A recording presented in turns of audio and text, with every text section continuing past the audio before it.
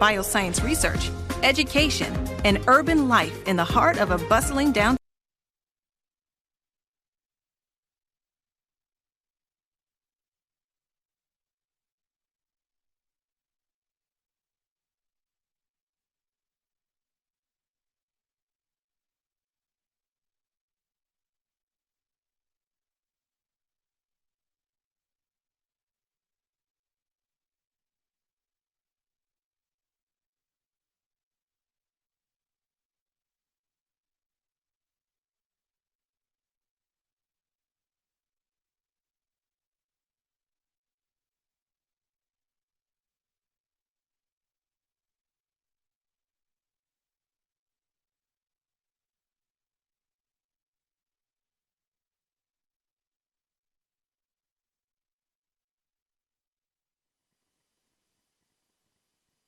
Good afternoon. Welcome to the December 12th, 2023 policy session of the Phoenix City Council. We'll begin by calling the meeting to order and asking our clerk to call the roll. Councilwoman Guardado. Here. Councilwoman Hodge-Washington. Here. Councilwoman O'Brien. Here. Councilwoman Pastor. Here. Councilman Robinson. Here. Councilwoman Stark. Here. Councilman Waring. Vice Mayor Ansari. Here. Mayor Gallego. Here. We'll begin with council information and follow-up requests, and we will start with Vice Mayor Ansari from District 7. Thank you, Mayor. You can just immediately go to the next slide, please. So first of all, in District 7, we broke ground on the new fire station number 62 in Estrella. Residents in this area have been calling for a fire station to reduce response times and keep our residents safe. This station has actually won awards before ever being opened.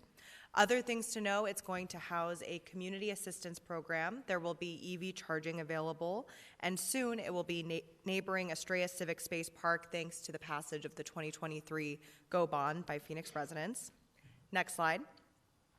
Last month, my office hosted our 3rd annual Pride on the Block, and while this event usually takes place in October, this year we decided to host in November in line with Transgender Awareness Week. We had over 1,000 attendees, many drag performers, and more, and most importantly, we were able to connect our attendees with important resources from the many LGBTQIA+ organizations in Phoenix. Next slide. This month, we and District 8 launched our 3-month pilot program with Community Bridges, Inc. to have dedicated staff based in Levine to address homelessness and fentanyl use at 51st Avenue and Baseline and Cesar Chavez Park. This came about after long, important discussions with the Levine community, our 2 districts, and city department heads, and we're really looking forward to seeing the results. Next slide. 2 weeks ago, I had the opportunity to sit on a panel at ASU's Avenues of Opportunity conference to discuss parking reform with Tony Jordan, president of the Parking Reform Network, and Professor David King. Very much looking forward to our vote coming up to reduce parking minimums, and I hope that in the near future, we will join cities like Raleigh, Nashville, Buffalo, and San Jose in eliminating arbitrary parking minimums. On the topic of parking, Councilwoman Stark and I had a very important conversation with Representative Jen Longden 2 weeks ago about the need for more ADA accessible parking. We discussed a couple of action items to look into, such as updating our city policy for striped ADA reserved street parking and our policies for rideshare companies to require ADA accessibility in their platforms. While Phoenix has more than enough standard parking, there is still a need for accessibility. Next slide. We've also had several great events this month celebrating the diversity in Phoenix and in District 7 in particular. The Spirits of Mexico Festival highlighted Chihuahuan culture with food, music, and great drinks, and the Chinese Chamber Annual Mixer was hosted right here at Phoenix City Hall with Councilwoman O'Brien. It was really great to partner with her on this event and learn about the growing number of Asian businesses in her district. And finally, next slide, I want to invite everyone to our upcoming Desert West Holiday Fest on December 22nd, which is a movie night this year. We'll have hot cocoa, resources, a couple of surprises, and holiday fun from 4 to 7:30 p.m. Hope to see you all there. That's all for me. Thank you. Thank you. We'll go to Councilwoman Stark and then Councilwoman Pastor. Thank you, Mayor. I would be remiss if I did not mention the great festival this past Saturday. The Hatcher Road Urban Business and Sunny Slope Village Alliance held the Sunny Slope Market and Parade on Hatcher Road. It started at 5:30 and it ended at 9 p.m. and it was a lot of fun. And there were two special floats, and they both were city floats. The first was Neighborhood Services, and they actually replicated the icons of Sunny Slope, including the big S on the mountain. It was quite a parade float. And then the second was Desert Horizon. They had a fabulous float. And the good news is it was a jail that was holding the person who stole Christmas, the Grinch. Let's hear it for Desert Horizon. Thank you. We'll go to Councilwoman Pastor and then Councilwoman O'Brien. Thank you. Wait for the slide. I can get started. On our January coffee chat will take place on Tuesday, January 16th. The Office of Heat Response and Mitigation will join us to share information about the tree and shade grants and the new tree and shade plan. We do not have a confirmed location yet, but keep an eye out and save the date. I had a fantastic, as I go back, because we had a policy, we haven't had policy for the last month, and so I'm going to go back in time. I had a fantastic game day with the Amigos Block Watch in North Encano. Osborne Block Watch and Alhambra Neighborhood Association hosted other GAIN events throughout the month. Next slide. Councilwoman Stark and I had a great time representing Fast Track Cities Initiative in the heart of District 4 as Grand Marshals during this year's Pride Parade. Let's continue celebrating pride and developing and promoting HIV services that are accessible and free of stigma. Had a great time. We celebrated, next slide, we celebrated Thanksgiving with the Boys and Girls Club, Jerry Colangelo branch, helped hand out turkeys with Prensa Arizona at the 2023 Hula, Betty, thank you, and during that time, supported local businesses along South Central Light Rail Extension during the Valley Metro's Fiesta on Central. I also spent my Veterans Day cruising through District 4 and in the 2023 Phoenix Veterans Day Parade. Next slide, please. We had an amazing turnout at this year's light parade. I believe it was the largest. District 4 took to the heart of the city with Phoenix Union Superintendent Thea Andrade, along with our volunteers and city staffs. So before we end this year, I want to say happy holidays and hope to see you next year. Next slide. It's a season of giving, and District 4 team is working on a handful of projects to give back to the community. We're partnering with D-Squared Homes for the homeless to collect hygienic products like toothbrush, razors, and homeless youth. Our second annual holiday toy drive with Arizona's DCS to collect toys for children entering the foster care system. The Literacy Garden is opening at Carl Hayden this Friday, and we're collecting books to stock the shelves of a mini library. For any questions or to donate, contact my office. Next slide. Our student volunteers, who are current and former Phoenix Union students, showed up to the governing board last week to speak up about school safety. I'd like to give them a shout out for all their hard work and dedication. I believe that's my last slide. Happy holidays. Fabulous. We'll go next to Councilwoman O'Brien and then Councilwoman Hodge-Washington. Thank you, Mayor. Since we last met at Council for a policy meeting, the voters of Phoenix passed the GEO bond packages and the $500 million investment to our city's infrastructure. Of the four questions, public safety package passed with the highest margin, showing the residents of Phoenix support our public safety infrastructure needs. These investments will include a new fire station near TSMC, a new police building for the hardworking officers out of the Cactus Park precinct who still have ashtrays in their bathroom, the last fire station for Ahwatukee to complete their safety needs and reduce call times, and investments in housing, homelessness, arts and cultures, and parks like Telephone Pioneer Park, the nation's first barrier-free park right in District 1.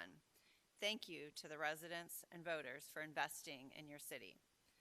Also this month, we took the time to honor former Mayor and Councilwoman Thelda Williams by unveiling the newly named Thelda Williams Transit Center located at Metro Center.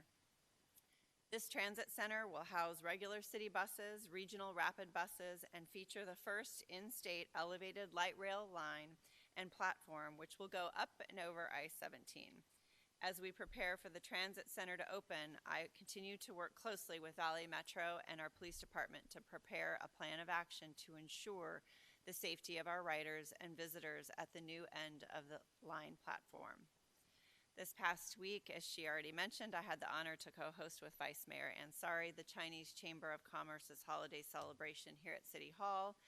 At the celebration, they showcased their new documentary detailing the history of Chinese-owned and operated businesses throughout the Valley. And in the last 2 years, 15 new Chinese and Taiwanese-owned businesses opened in North Phoenix. TSMC announced more than $40 billion in investments in North Phoenix, and my office is actively working to identify a popular Chinese grocery store to bring into North Phoenix. Recently, a Taiwanese group bought an entire shopping center at 7th Street in Union Hills and is working towards renovating and creating an Asian market. As we prepare to close out 2023 and the Year of the Rabbit, we look forward to 2024. But even though next year is Year of the Dragon, I'm feeling like it might be the Year of North Phoenix. I hope everyone has a wonderful holiday season and a Happy New Year. Thank you. We'll go to Councilwoman Hodge Washington and then Councilwoman Guardado. Thank you, Mayor. Last month, I participated in the groundbreaking for Dahlia Village along with the mayor. This development will have 126 units with 8 set aside for individuals at risk for homelessness. This project is supported by $1 million in ARPA gap funding from the City of Phoenix, in addition to investments from the Arizona Department of Housing. November also marked the next slide, I'm sorry. Thank you. November marked the 63rd anniversary of the Ruby Bridges Walk to School, and I had the privilege of speaking to a 3rd grade class at Advanced U Elementary about the historic walk and her fight for equality to ensure that every child has the right to learn and grow. And as you can see from the picture, they were quite a boisterous group. They were so excited. It was one of the highlights of my November. I also had the pleasure of attending a new medical clinic opening at our Washington 28th Street shelter. Sonoran University of Health Services is in partnership with St. Vincent de Paul to provide our shelter residents with access to basic health care. Next slide. Phoenix voters, as we all know, passed the $500 million general obligation bond program last month.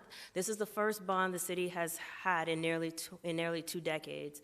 I was honored to help chair the outreach effort on this, and I cannot wait to see how the investment will bring to light many projects, particularly in District 8, like the additional housing units, renovation and expansion of the Children's Museum and the McDowell Senior Center, construction of the Esteban Park Recreation Center, splash pads at Harmon Park, and roadway safety, drainage improvements, and many more. Next slide.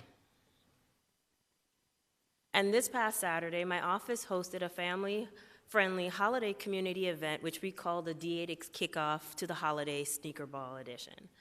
The event featured entertainment, photo booths, interactive activities showcasing various businesses in the district, and raffle giveaways such as brand new bikes, TVs, tablets, laptops, and gift cards.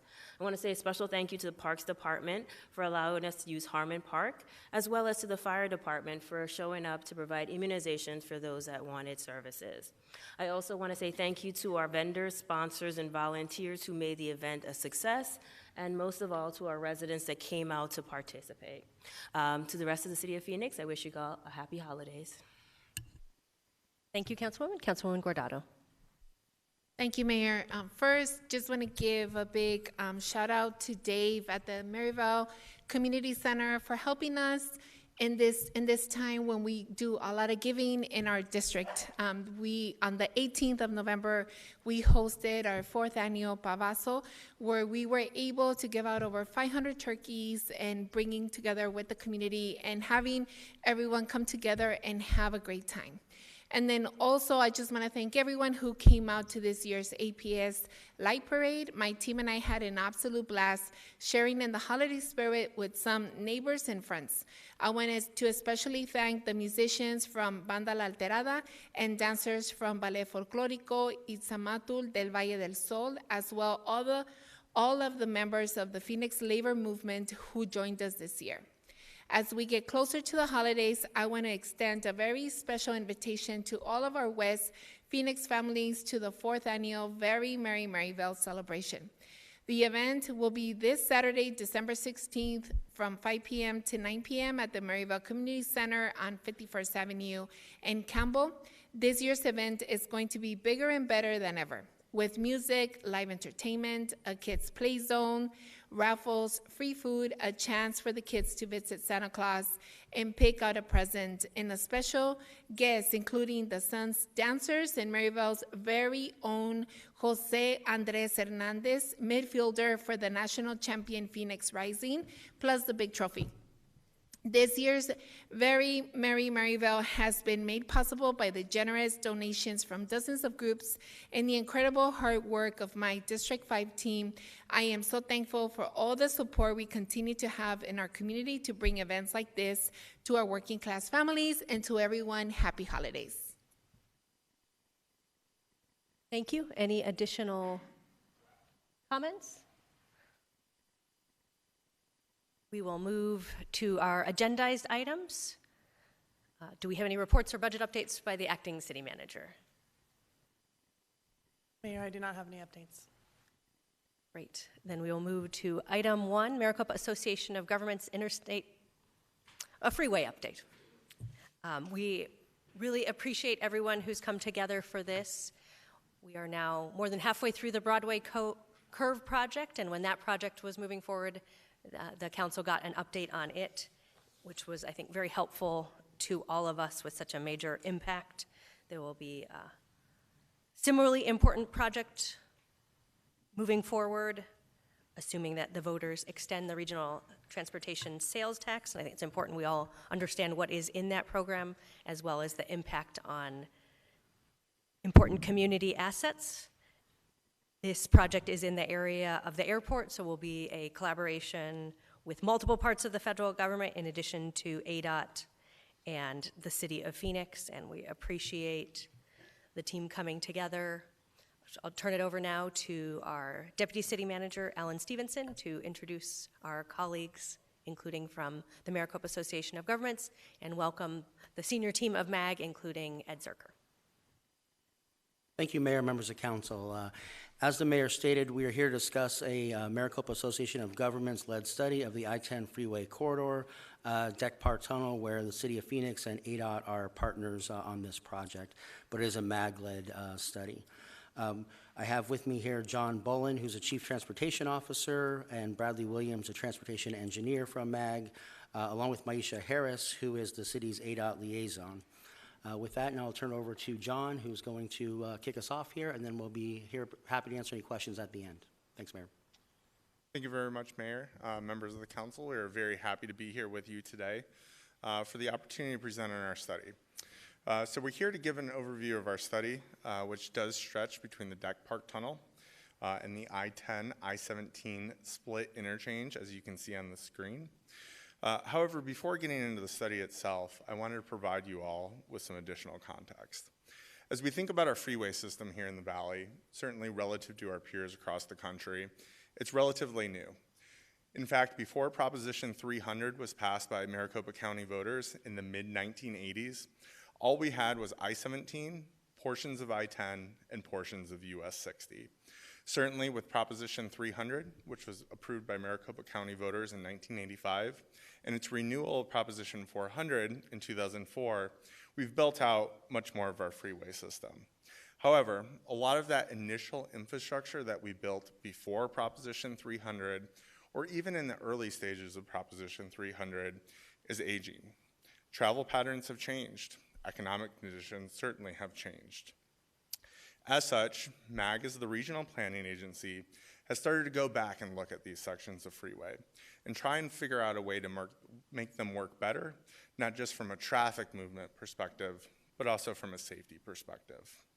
We saw this back in 2018 when MAG approved the I-10, I-17 corridor master plan, also known as the SPINE study, which was the basis for the I-10 Broadway curve improvements that are under construction today. This I-10 study is the next, if you will, in our process. So we're looking again at improvements to I-10 between the Deck Park Tunnel down to the I-10, I-17 split. It also includes portions of State Route 51, as well as the mini stack of State Route 51, Loop 202, and I-10. This section is a critical component in our overall transportation network. It has the highest traffic volumes of anywhere in the system. It provides access to and from downtown Phoenix, and it serves one of the top 10 busiest airports in the country. It provides critical access for travel throughout the region, travel throughout the state, and in fact, it provides interstate travel. This study is the very first step in the process. We're very early. We're here to listen, to receive feedback, and we've certainly, as Mr. Williams will explain, have been engaging with the community. Once we're done with the study, it will go to ADOT for formal scoping and engineering work before it's ultimately constructed with funding through Proposition 479. The study kicked off last year, and we're currently in the process of gathering feedback. There will still be a lot of opportunity to provide additional comments on the study. So with that, I'd like to turn over to Brad Williams, our project manager.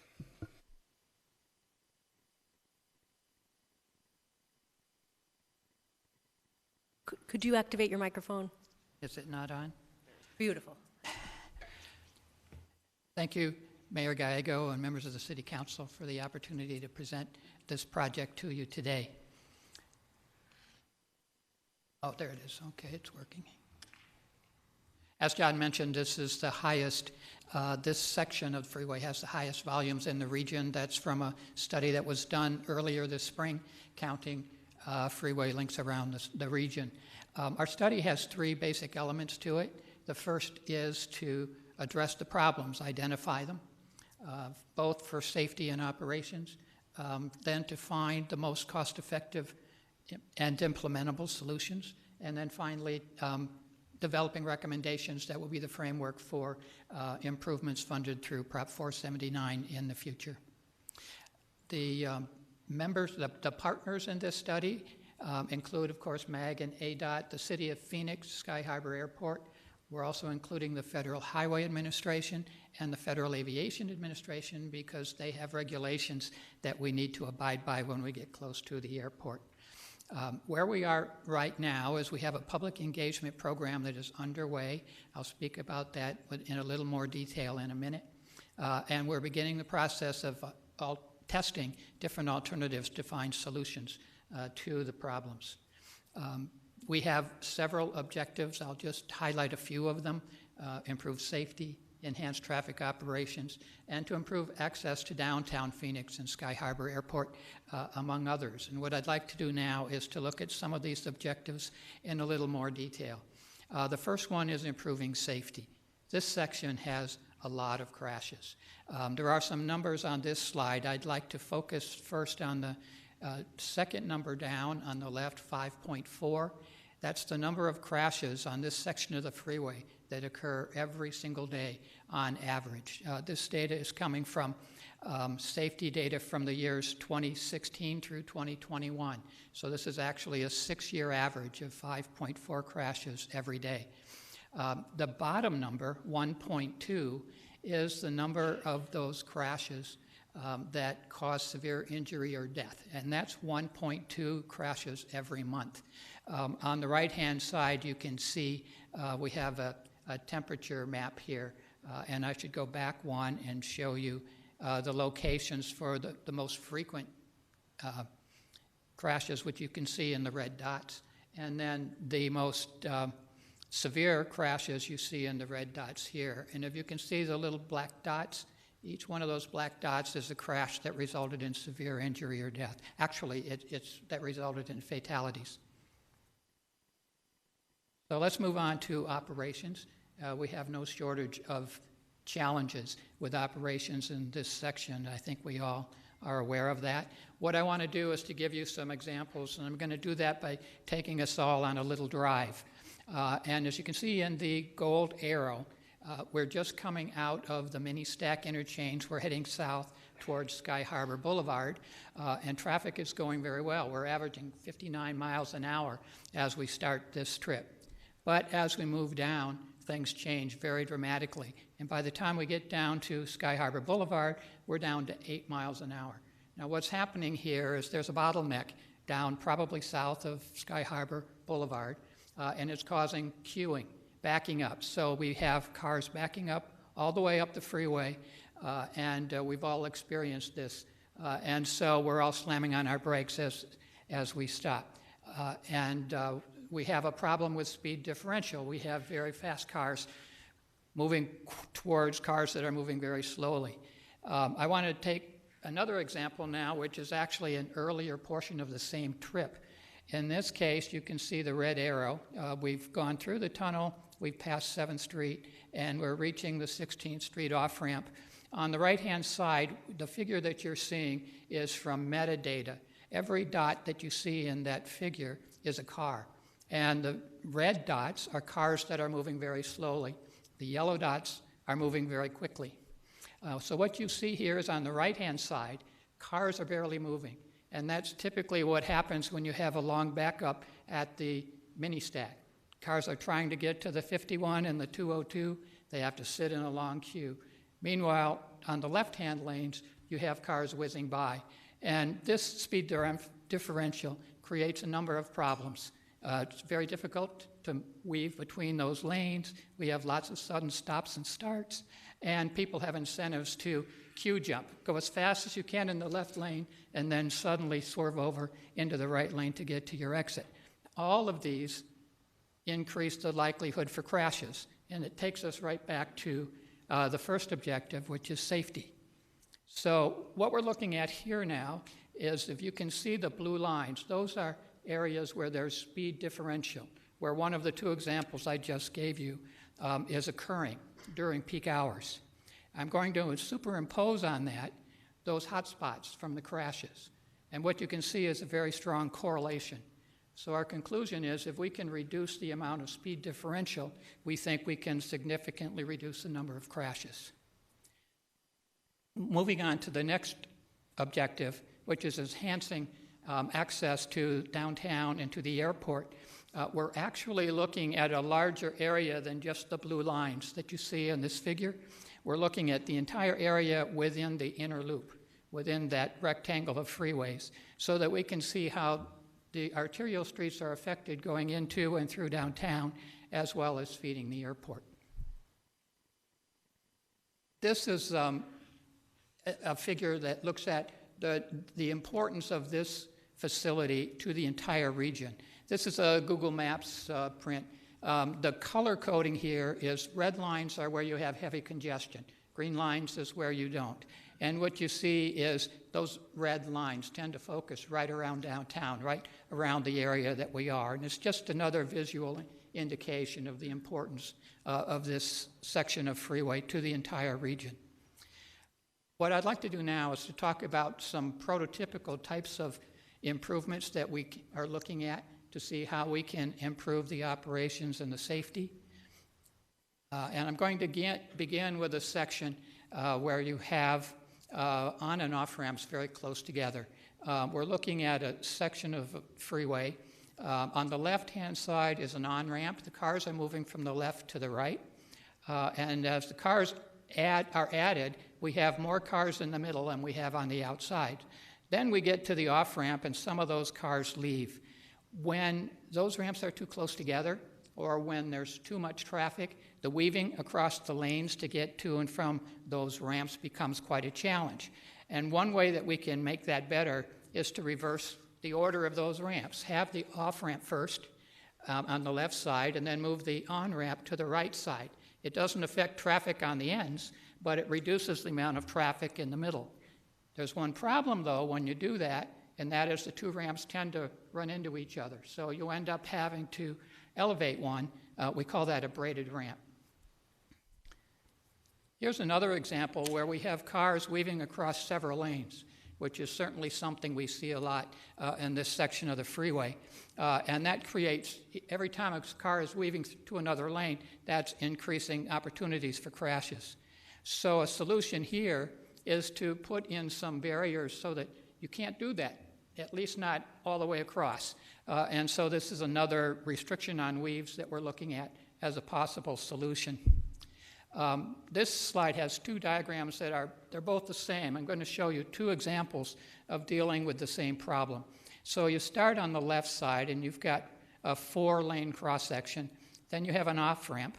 And as you pass the off-ramp, you can stay in that 4th lane, but shortly after that, the lane disappears and you have to merge over to the left as you're moving forward, and that creates weaves on the freeway. We call that a lane drop.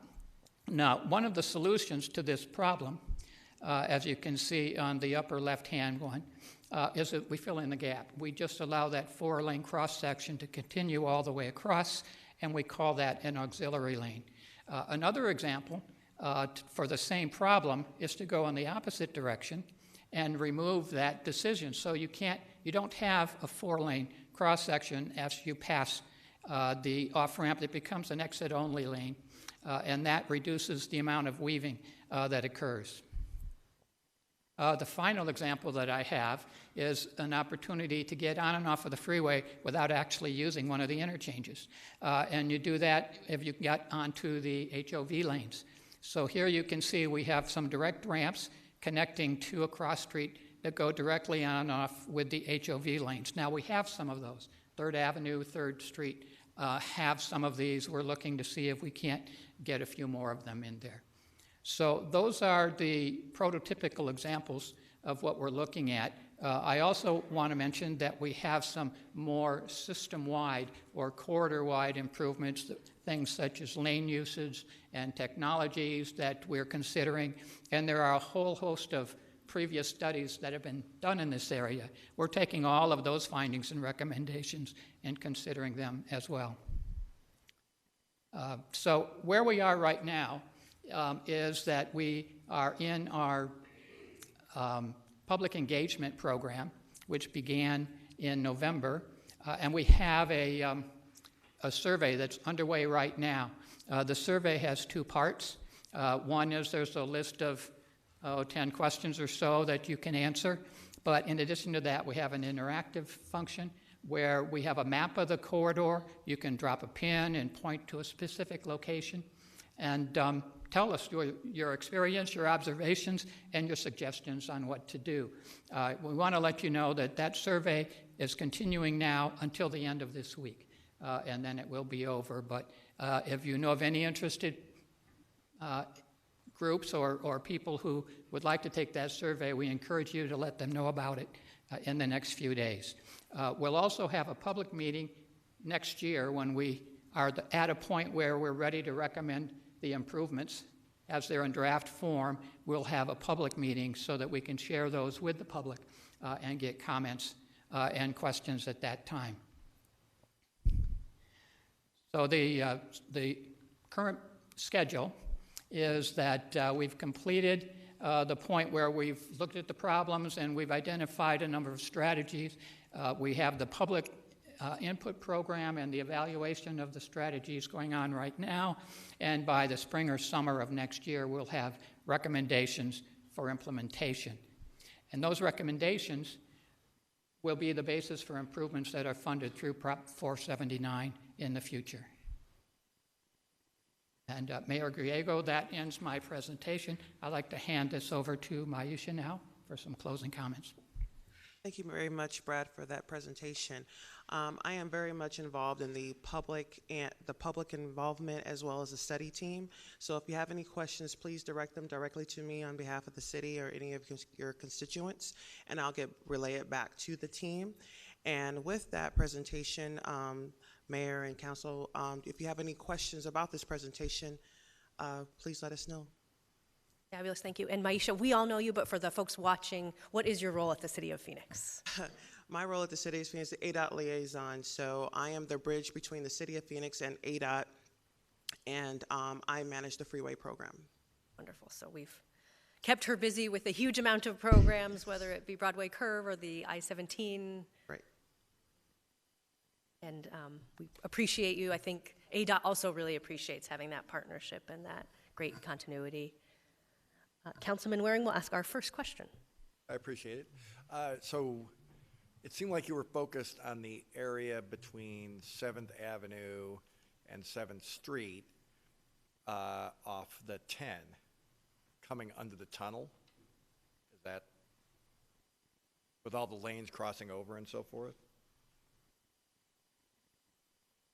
I think that was one of the three hot spots, but... Yeah, I mean, well, just, I would make one suggestion. I've asked before and gotten absolutely nowhere with it.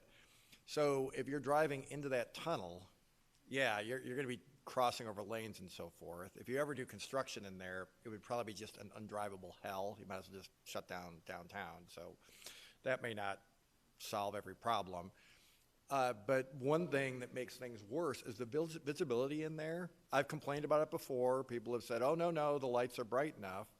I don't think they ever figure you're coming in from like 110 degree sunlight wearing sunglasses, because if you got light eyes like mine, you're going to be squinting if you're not wearing them. Then all of a sudden it feels like it gets really dark. So you're trying to take off the glasses, and while you're switching lanes, it's a hassle. Make the lights in there brighter. I mean, it may be fine in a perfect world, but it's not a perfect world if you're coming from super bright to pretty dark, plus you're trying to like switch lanes, which everybody in there is, it seems like. And you're talking about the speed differences. Yeah, it's a challenge. I drive it every night. So I would really appreciate if you look at it again. I've been dismissed on this. I brought it up a couple times. I'm sorry, I'm right, you're wrong. Let's go drive it and we'll see. You can drive around with your sunglasses on, go into the tunnel, then start trying to make some changes when all of a sudden it feels like it's getting pretty dark. So, okay. Thank you. Well, thank you very much, Mayor and Councilman Waring, for those comments. We have noticed that. I've experienced driving through, and it's still a big difference, and we are looking at ways that we can improve that situation. Mayor, Ace Hardware sells light bulbs or somebody. I mean, I don't know how hard of a challenge, this would be, but okay, thanks. And for those watching, there was wide echoes of agreement from the other people at the dais to Councilman Waring's comment. Once I don't stand alone and you guys look at me like I'm nuts, for once you stand with me, united. I appreciate that, thank you. United for safety. And I would just maybe build on that, not just to reduce the differential. So we might not want the same light at noon as at dusk, but it does. Yes, and their technology has advanced significantly in the 3 decades.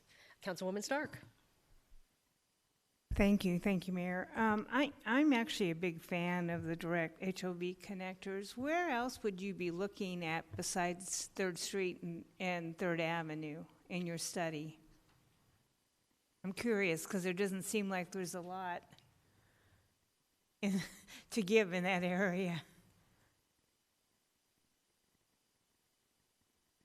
Thank you for the question, Mayor and Council Member, for this question. Our study area goes further. It goes, for example, down to Sky Harbor Airport. So there are other sections of the corridor where we think there might be an opportunity to do this. And whether it's on the east-west portion or other portions, we're looking to see what opportunities there might be. Okay, thank you. And then when you do these connectors, I mean, how far, because when you're going off the one on 3rd and it heads to the 51, you're looking way beyond that, or I'm trying to, because there's the distancing, I'm just trying to understand what you might, can you give me some cross streets? Well, I hesitate to give you the cross streets yet, but I do think that They can be as close as the freeway mainline interchanges are, certainly. So there wouldn't be any additional restrictions beyond what we would have in putting new interchanges on the freeway. That spacing tends to be every mile or more. Mayor, council member too, just to add in, we're very early in the study phase right now. We're largely focused on examining existing conditions and identifying problems. Part of the initial work that we've done is a comprehensive travel analysis.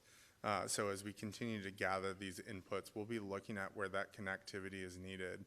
And of course, as we look at DHOV connections, whether it's system to system like you see with I-10 to State Route 51, or system to arterial street connection, that obviously requires close coordination with the city, and really identifying where those travel needs are, what opportunities exist, and trying to dive into details about whether or not we can make those connections, how they would interplay with other connections. So something we will look at as part of the study process, but right now it's a little too early to know exactly where those might lie and come into play. And so part of the survey, are we allowed to talk about our preferences that we'd like to see? Okay, perfect. Thank you. Thank you, Mayor. Thank you. We'll go to Councilman Robinson, and then Councilwoman O'Brien, and then Councilwoman Pastor. Mayor, thank you very much. Mr. Williams, I think my questions are going to be directed at you or for you. On slide number 9, talked about improving safety and a number of crashes that are occurring in that particular area during each day. 5.4 crashes per day. My question more is, did you do an analysis or any type of study as to what the primary cause of those accidents were? You know, was it speed too fast for conditions, or changing lanes not in safety? Was there any indication of what they were? Yes, Mayor and Councilman, thank you for the question. We don't have direct information on the cause on an individual crash basis that's available to us, but we have the location, and we look at the locations and we see what's happening at those locations. We see the kind of examples that you've seen here: lane drops, places where people are slamming on their brakes, or places where you have long queues, people trying to get onto an off-ramp while other cars are whizzing by in other lanes. Those seem to be the locations that tend to generate these problems. The severe injury or death crashes tend to occur closer into the interchanges themselves. The other crashes tend to occur at these locations where you have speed differential, as we showed in the presentation. Okay, thank you for that. And I think the last thing I would add or ask, and maybe they are included, but when I look at the partners, the project planning partners, I don't see anything about the Arizona Department of Public Safety. I mean, it's their area of responsibility. And I was just wondering, it's just more clarification than anything else. Are they consulted at all? We have had meetings that they've been invited to. They have attended. We had a big workshop to look at this, and they attended that workshop. We haven't identified them in here as a partner, but they certainly are involved and are aware of what we're doing, and we're inviting them to our meetings. All right, thank you. Because as I look at things and understanding it a little bit, looking at it fully, I know that when the Department of Public Safety is involved in an area that has a high concentration of accidents, they'll implement strategies of their own in order to bring those numbers down. So I would just assume that they would be a natural partner for that particular study, or at least when you get into recommendation stage and such. Mayor, thank you very much. Thank you. Good questions. Councilwoman O'Brien, followed by Councilwoman Pastor.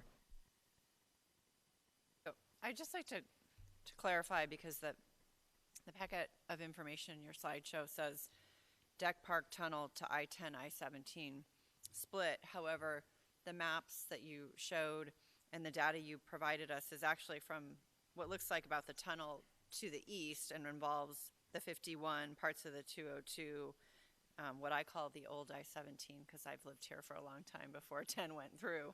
So I want to make sure that I'm understanding what area you're really seeking input on. If I may ask for clarification of specifically what you're looking at, the cause of the crashes or the locations? So does it include because I drive from downtown Phoenix and I take the I-10 to get to I-17 to go north. But we didn't talk about anything related to that. And so I'm just want to make sure I understand exactly what area this study is for. Mayor, members of the council, so the map that we had showed on the initial slide captures the entirety of the study area. So it is all of Interstate 10 between the Deck Park Tunnel heading east and south to the I-10, I-17 split by the airport. And then it also includes the mini stack and portions of 51 up to Thomas Road. And so really what we're trying to do is capture all the travel within that area. Obviously there's a lot of cars that come and go into the mini stack.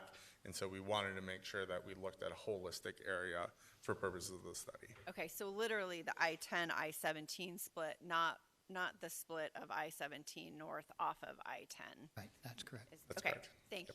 For us who live up north, I don't travel on that other part very often, but I appreciate that clarification. I think that having lived here my whole life, our freeway system has been a wonderful thing to have, and we've done a good job of growing it to other areas. However, now that we are a big city, the 5th largest city in the country, our exits, in my opinion, are too often. And especially, I know you're not asking about this area, but I'm going to tell you because I drive the north part of I-17 up where we get off at 101, and having an exit or an entrance onto the freeway that has to cross over 2 lanes getting onto either west or east 101 is a nightmare. I'm afraid of what that will look like in just a few more short years given the growth that is coming up there. The areas you're talking about here today are extremely concerning, and I like some of the proposals you've given. I say any way that we can decrease that cross traffic is incredibly important, and so that's my 2 cents on where you're studying and areas you weren't asking me about. Thank you. Thank you, Councilwoman Pastor. Yes, I'm going from the mini stack. So if I'm coming in, the middle lanes are moving the traffic. Then, because then we have an HOV moving, the far left. As I go off on 7th Avenue, because there's 2 lanes and it goes to 1, we're all merging together in that space. I would assume, and you can correct me how I want, because we're all merging, we want to slow that traffic down.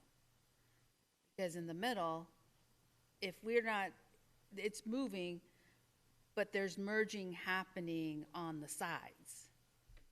So I would assume we would want the traffic to be slow in order to get ready then to merge into the next lane and then move over to the fast lane or the middle lanes, that if we're not going onto the 202 and we're continuing round, we want that traffic moving. If you're on the HOV lane, you're moving on the HOV lane and then you can get up onto the 202. I don't think you can do the 51. You have to go, it's over the 51. If you're in the HOV and you need to get to the 51, that's when we start moving over. If I'm doing it in my head correctly on how I move around in that space. So it is tight in there. And so in my head, I'm going, okay, we do want to slow stuff down. There is safety issues. And then what I hear, I wrote my notes down somewhere. What I'm hearing is that then we want to phase out and add another lane. I don't know, I'm not sure where that would phase in, because I still don't understand what you're going to do with the stack. I'm not sure where, I think that's the lane drops. Is that where, when we talk about lane drops, is that in the stack or is that further out? Mayor and members of the council, thank you for your question. The issue is not so much speed as it is the difference in speeds. So we would expect an exit lane to be traveling slower than the left-hand lanes.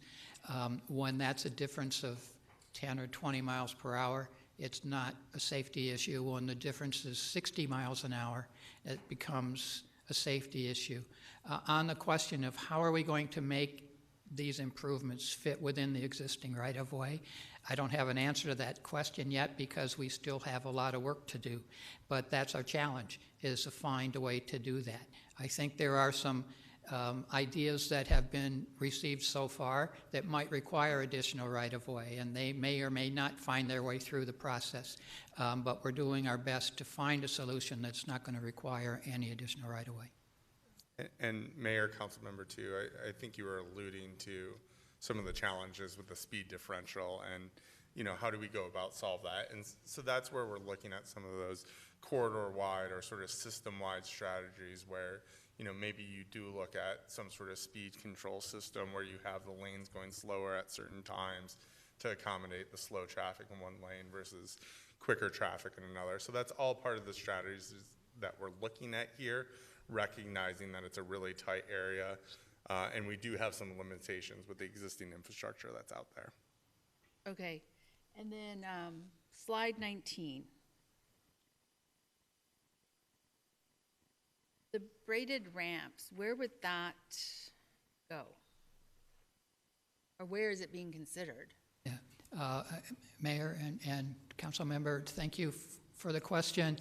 I can tell you that we have a number of braided ramp ideas.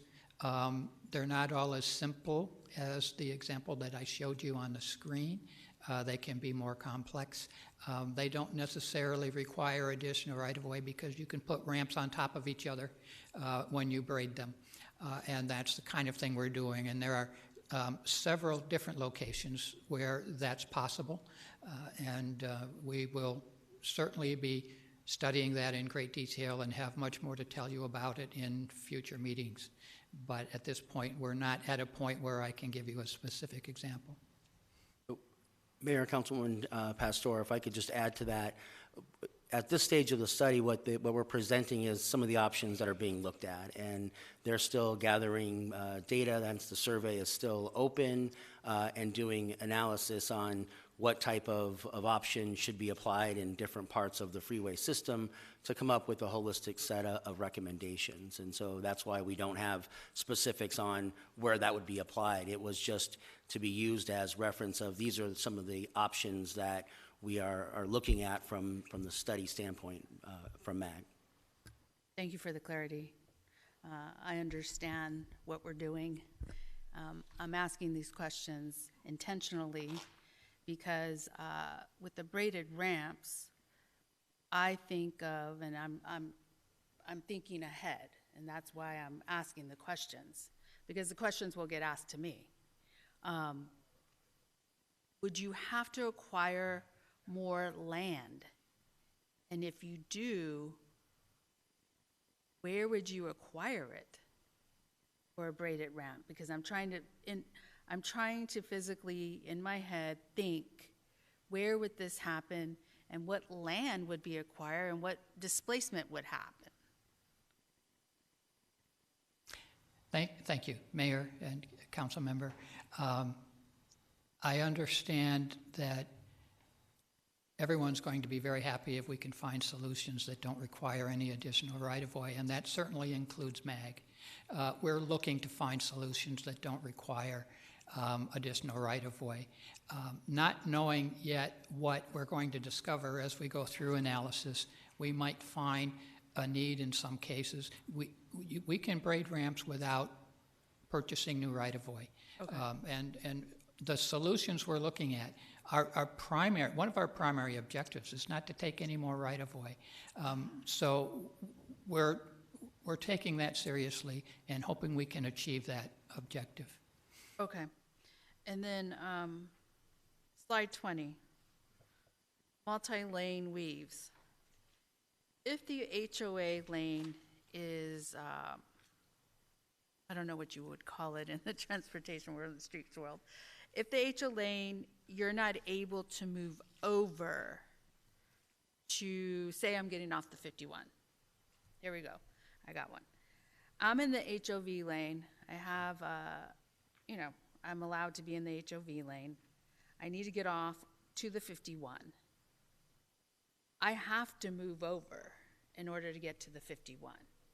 If you make that lane permanently where you cannot move to the 51, then now I'm either going onto the 202 HOV and getting off maybe not on the 24th, the next one, or I'm going around getting off on, I think, Washington.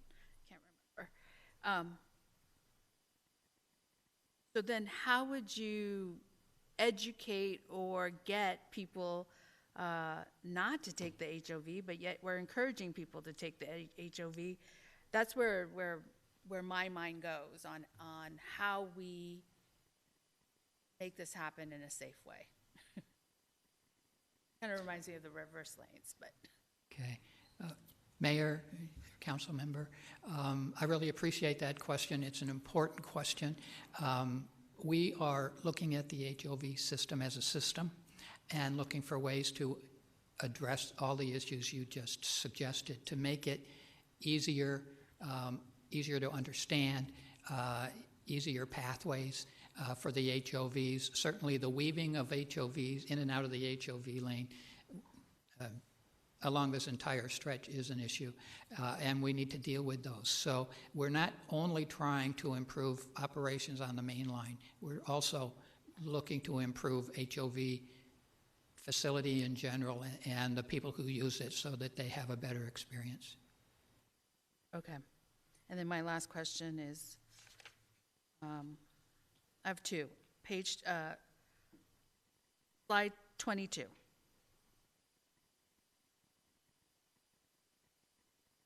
Is the HOV lane that you're talking about right here, is that the one coming off of 17? But I'm coming from Tempe and I'm moving. Because then there's an HOV lane to the left that I can take to 51. Are those the lanes you're speaking of? Mayor, Councilmember Pastor, members of the council.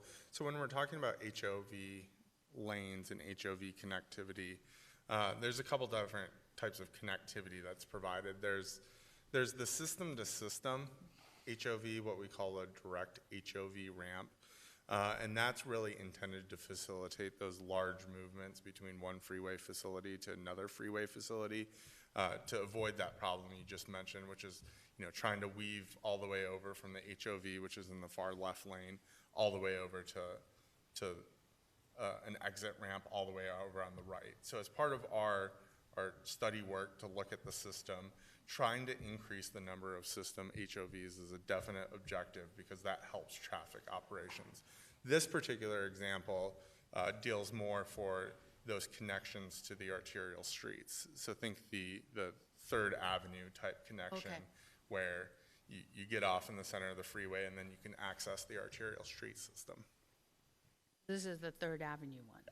Okay, that's where I was getting confused. I was like, how would we do that? And then my last one is the virtual public survey. How long is that open? Mayor and council member, it's open until Friday. It closes Friday night. Okay, so this is kind of my first, I think this is my first time, maybe other than talking to you the other day, of hearing about this.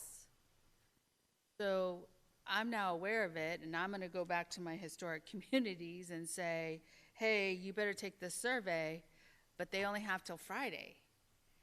So what do you recommend? Mayor, members of the council, so we've had the survey open. It's open until Friday, but that's not the only opportunity for public engagement too. We will have a public meeting held sometime in early 2024. We've certainly been working with the Phoenix team and some of the downtown groups.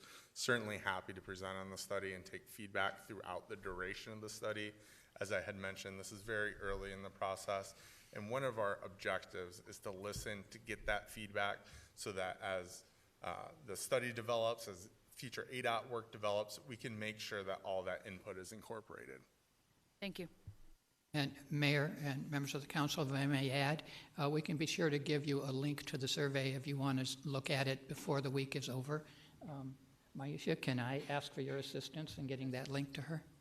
Yes, I can do that. Councilwoman Hodge Washington. Thank you, Mayor. I actually was pulling up the survey on my phone while we were talking, so I did see the survey online. My question goes to slide number 18. I want to make sure I understand it. It talks about, for example, from the Deck Park Tunnel to 16th Street, there are 14 alternative, I guess, being reviewed or considered. I was looking on, the reason I say this, I was looking on the website to see if I could find any information about what the alternatives are specific to that area and what areas of, and really my long question short is, if it's available, where can I find information about these alternatives? Because I presume they're at different points along the freeway, and I'm just curious as where I can find those. Mayor, members of the council, those numbers come from a workshop. We had an all-day workshop where we had members of not only the planning partners, but also the safety people, public safety people came to that workshop, and we just did a download of all the ideas anyone could come up with so that we could identify them, and those numbers represent those ideas. But those aren't all the ideas. We also have ideas from former studies that we're including, and we have some that are for the entire corridor, so they're not geographically specific. So the number is actually even larger than what you saw there, but that's where the numbers came from. And we have a long list of alternatives, and we're expecting to get more after we see the results of the survey that we'll be adding to that list. So thank you for the clarification on how the alternatives number came to be. Is it available for myself or anyone else to look at to see what those ideas are? Mayor, members of council. So where we're at in the process is we're still seeking feedback. So we're hopeful that some of those alternatives will actually come from the public input process. And so certainly as we gather those, we'll feed them into the more technical process. The public meeting that I had mentioned that we have earmarked for sometime early spring, that's really where we'll be rolling out some of the alternatives, and we'll certainly be working with Maisha and her team to show those to the public and start to get feedback. So in short, we haven't started really refining, developing the full list of alternatives yet, but we'll certainly make sure that there's ample opportunity for people to weigh in, comment, provide additional insight as the study evolves. Thank you for that explanation. I would just ask, because it's something a little more complex than your traditional projects, that it's provided to the public before the actual meetings, because there'll be a lot to digest in real time for many individuals that are not engineer or in this world. Thank you. Thank you, Mayor. Thank you. Councilwoman Guardado. Thank you, Mayor. So on the outreach that we are doing, do we know how many people have filled out the survey? How many people have we been able to reach? Mayor and members of the council, the last numbers I saw were that we had, and there's about a week old, we had 4,000 visitors. I think we had about 1,500 comments out of around 2,000 comments from about 1,500 people. But that was about a week ago, so I expect those numbers to be higher now. Yeah, I mean, I think that would be great. As much of that information that we can get ahead of time, I think that would be good to have as we are out there also talking to constituents and seeing, because this is a big deal. Like, it's nothing small what we're trying to do, and the more residents that we're able to talk to, the better.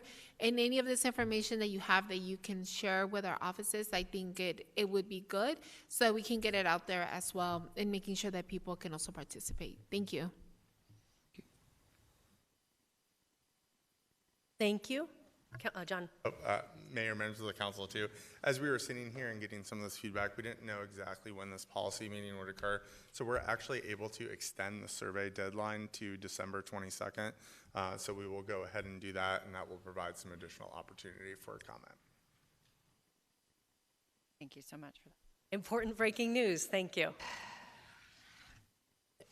And Mayor, members of council, we'll make sure that Maisha sends out the link to all of your council offices so you can send that out if you desire as well.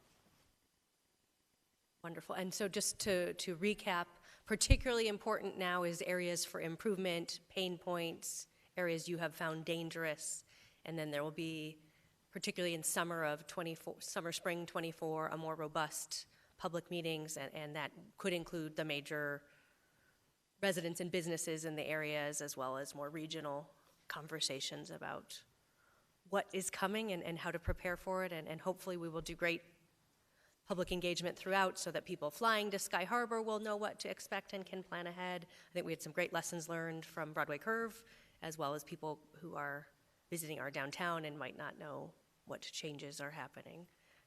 This is an exciting project, and it has great potential to make sure we have a safer, less stressful commute. So thank you for this important presentation. Thank you.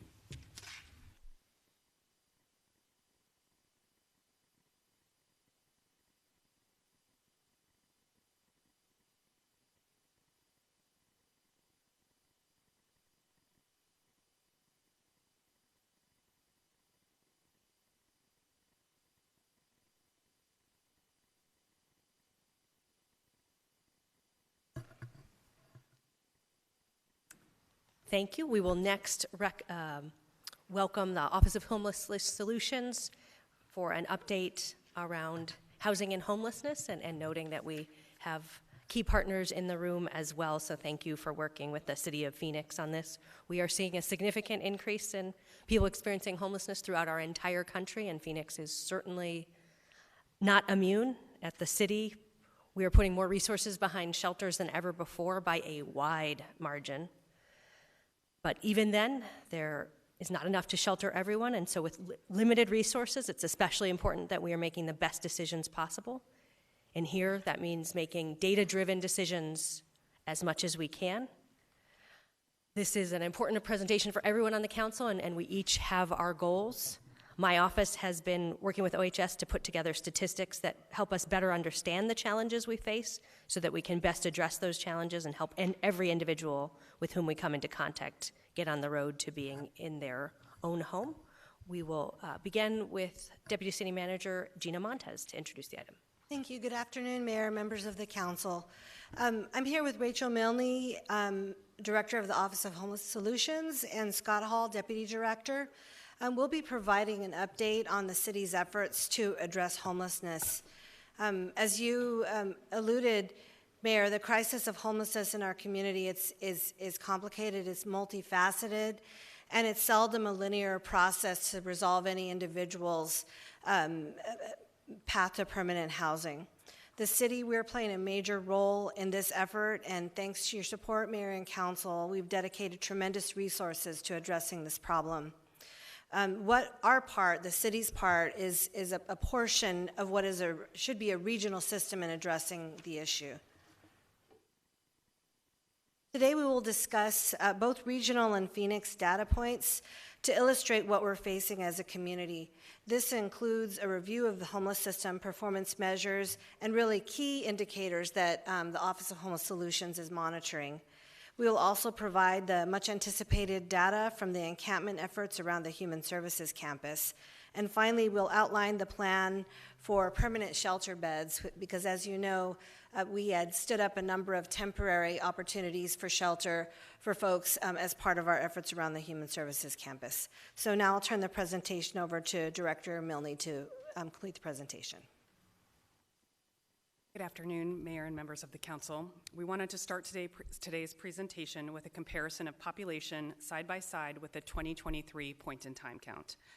The point-in-time count is the 1 day per year count of people, both sheltered and unsheltered, experiencing homelessness, conducted by counting the number of shelter beds occupied on that day and by volunteers canvassing the region and counting unsheltered individuals that they encounter. On the left, you can see that the population in Phoenix makes up 36% of the total population within the county. And on the right, you can see that on the morning of the point-in-time count, approximately 72% of the homeless population was determined to be within the city of Phoenix boundaries. The point-in-time count is not the most reliable data point when trying to get a handle on the number of people experiencing homelessness in the region. The Maricopa County Continuum of Care releases quarterly data on homelessness in the region, and their most recent report shows that 29,866 unique individuals touched the homeless service system in the last year. So whereas the point-in-time count shows a snapshot of approximately the number of people experiencing homelessness on a single day in January, the 29,866 number shows the exact number of people that touched the homeless service system at some point in the last year. On this slide, we want to illustrate the proportions of unsheltered homelessness and bed availability in the region. On the left, you'll see that 68% of the unsheltered population were residing in Phoenix as of the 2023 point-in-time count. And on the right, you'll see that the city of Phoenix is where 76% of the occupied shelter beds are located. Please note we did add the 100 temporary shelter beds that had been opened through September to the chart on the right.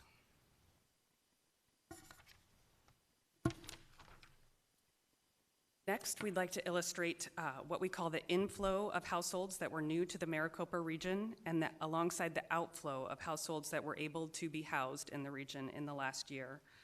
Maricopa County's Continuum of Care quarterly homelessness trends report shows that from October of last year to September of this year, we saw 11,607 new people enter our homeless service system. Through the same period, we saw 6,401 individuals exit the system, moving into a permanent housing situation.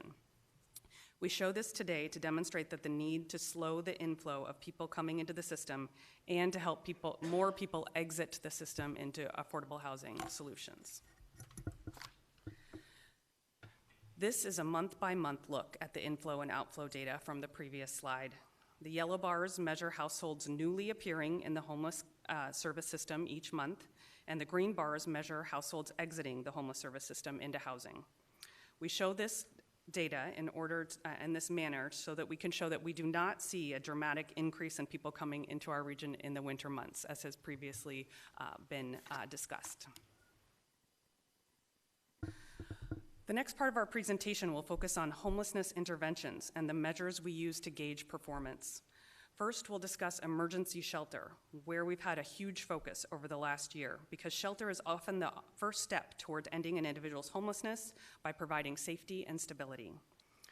Our region relies on a robust emergency shelter system in order to meet the diverse needs of the population we are serving.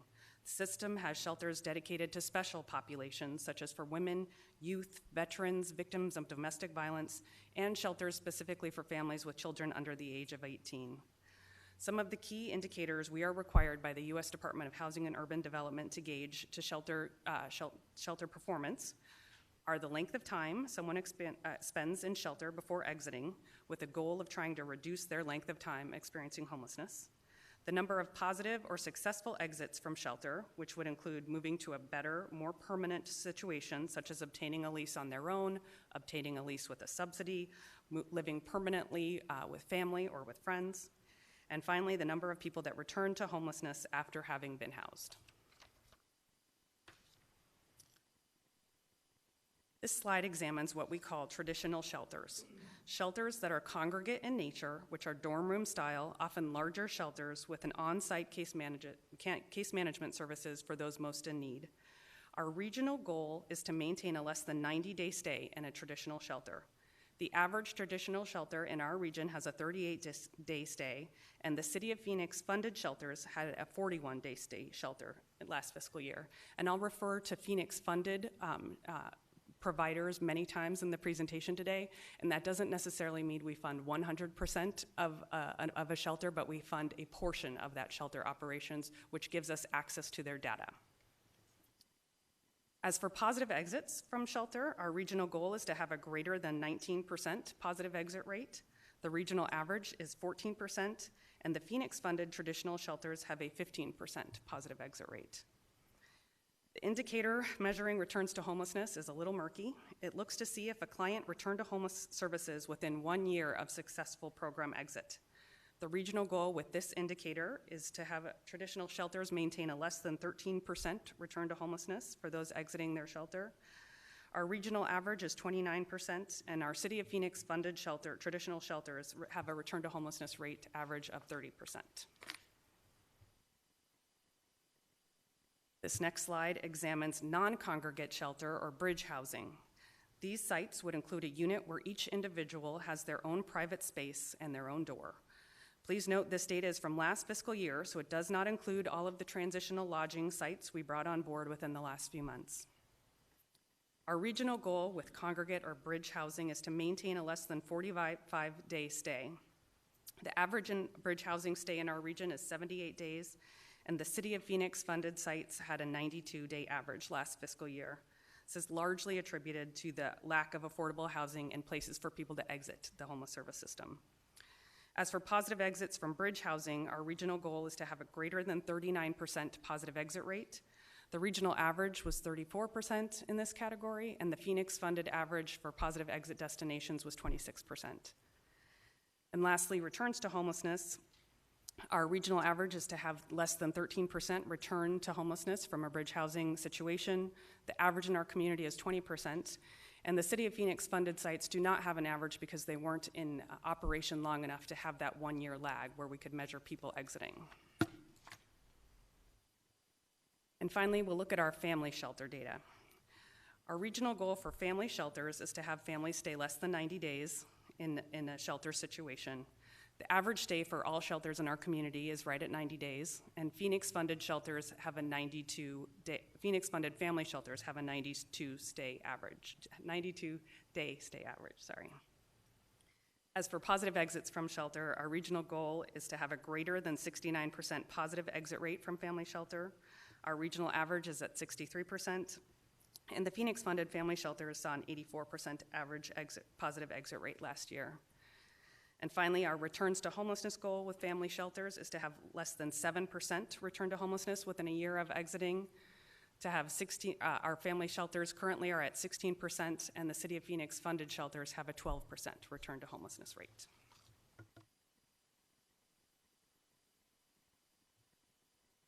Rapid rehousing programs are designed to quickly get people experiencing homelessness into stable housing while offering case management and wraparound services tailored to the individual or family's needs. Rapid rehousing is designed to subsidize as little or as much as a family needs until they are able to cover their own housing costs. This can be a deposit and 1 month's rent for one family, could be 6 to 9 months rent for another family. It could go up to 24 months, but HUD does cap a rapid rehousing program at 24 months.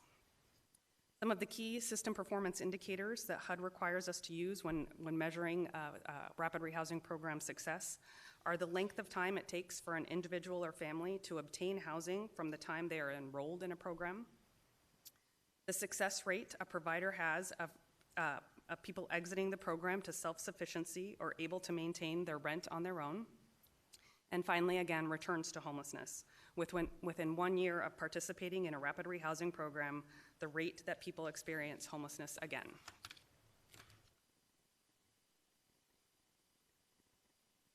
And to look at our performance indicators in our rapid rehousing programs within the region, the first indicator we'll look at in rapid rehousing is the length of time it takes for a family to move into housing after a provider has been referred a client for the program. The regional goal for this time period is to have that time period be less than 64 days. Our regional average is 71 days, and our Phoenix-funded rapid rehousing providers see a 100-day average length. The regional goal for people exiting a rapid rehousing program positively is 88% or more. Our regional average is 83%, and the Phoenix-funded rapid rehousing program saw an 89% positive exit destination last year. And finally, returns to homelessness. As a reminder, this data point looks at people within 1 year of their rapid rehousing program exit. The regional goal is to maintain a less than 8% return to homelessness rate after exiting a rapid rehousing program.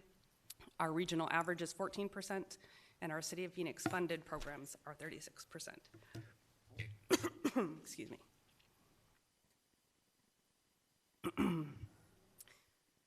Lots of talking. The last homelessness intervention we'll look at today is street outreach. Street outreach is an intervention we often refer to as engagement within the city.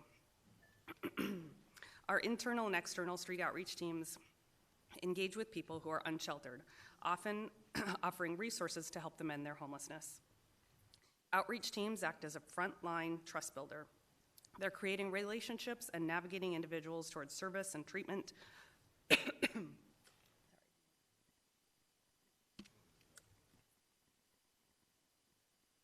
Sorry. Our outreach team often act as frontline trust builders, creating relationships and navigating individuals towards services and treatment meant to facilitate their journey into self-sustained housing. The key indicators, selected performance measures and indicators we'd like to discuss with you today include engagement numbers, the rate at which an outreach team are encountering people experiencing unsheltered homelessness and engaging them and building relationships and connections. Successful exits from the program are exits resulting in participants in an unsheltered situation into appropriate service, most often that is shelter. And finally, again, our returns to homelessness, which in the case of street outreach programs measure individuals that previously participated in a street outreach program, were successfully housed, and then exited back to homelessness. Excuse me.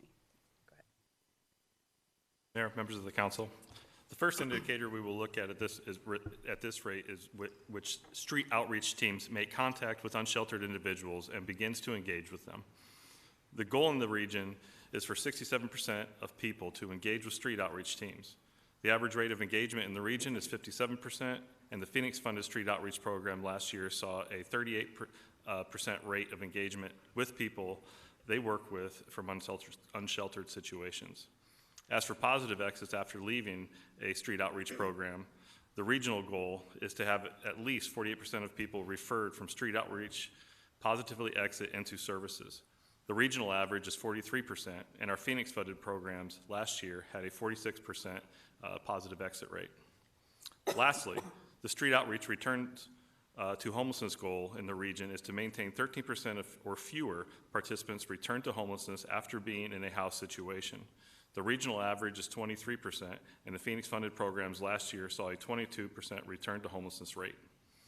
We also wanted to let you know how many people Phoenix-funded outreach teams engaged with last year. They worked with 5,419 unique people and had over 25,700 contacts with these individuals.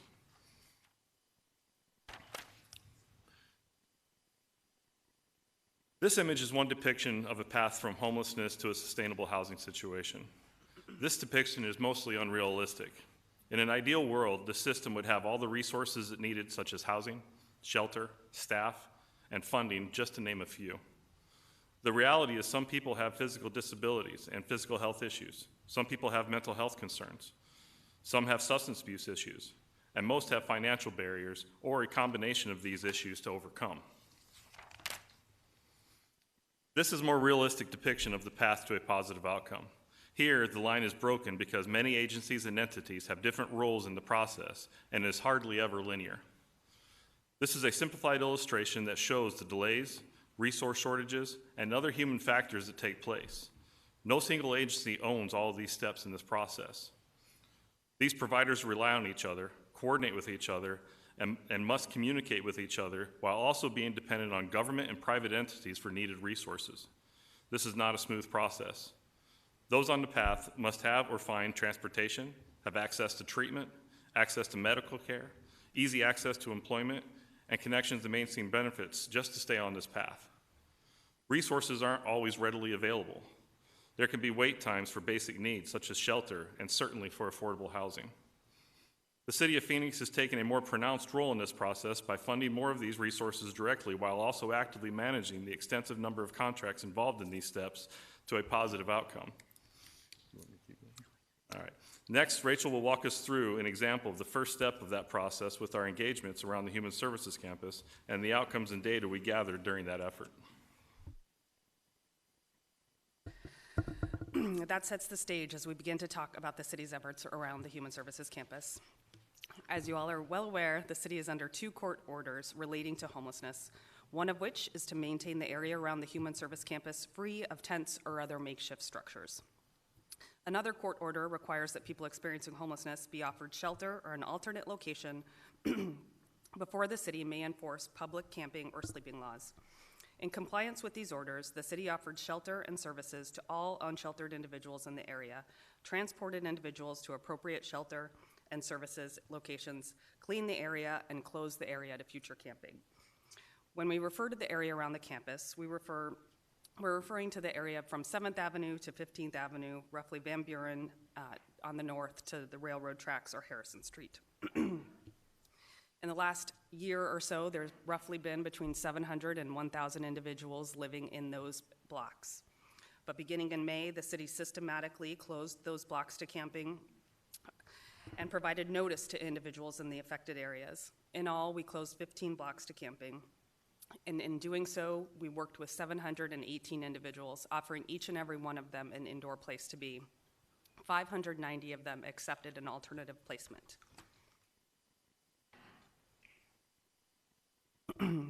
This slide depicts the gender and age of the 718 people we worked with on those 15 blocks.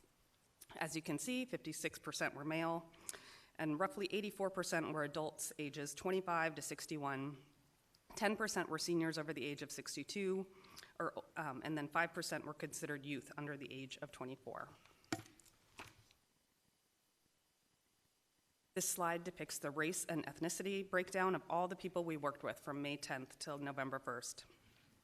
This slide did give us pause in that the U.S. Census estimates the population of Black or African American individuals in Maricopa County to be 6.8%.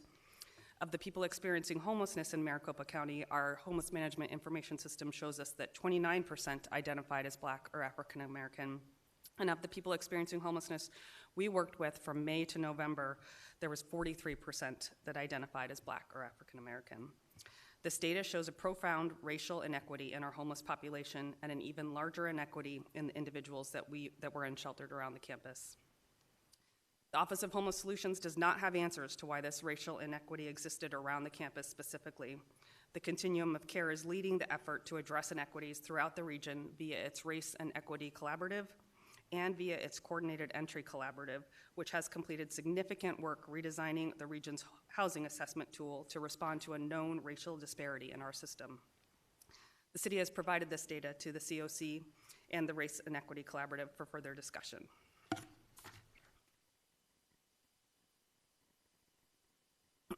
This chart depicts the last known permanent address of the individuals we worked with around the campus. This is where individuals last lived stably for at least 90 days. There are some important things to note with this slide. First, these answers are self-reported by the individuals we're working with, and they only describe the latest city where someone may have lived stably for 90 days. The question that is asked for this data point is not, where was your last home, but is, where was the last place you stably lived for 90 days? So as you can see, 68% were from Phoenix, 7% Glendale, 3% Mesa. All other cities and towns made up 12% of the data, and it's important to note that all of those were under 10 people or less. And then 12% were out of state. Councilwoman Pastor. Yes, I'm sorry, Rachel, but you're reading really fast and we can't catch the numbers and everything that seems. How many days? How many days defines their last permanent address? 90 days or 3 months. So when we ask this question, sorry, Mayor and Councilwoman O'Brien, when we ask this question, we ask, how long where was the last place you were stably housed for 90 days or more? 90 days, thank you. And Rachel, so Glendale is the second to Phoenix in terms of numbers, so they do have a day shelter. Do they have an overnight shelter? Mayor, members of the council, I do not believe Glendale has an overnight shelter. I know they do have a contract with CAS and several subrecipients to provide services within the city of Glendale.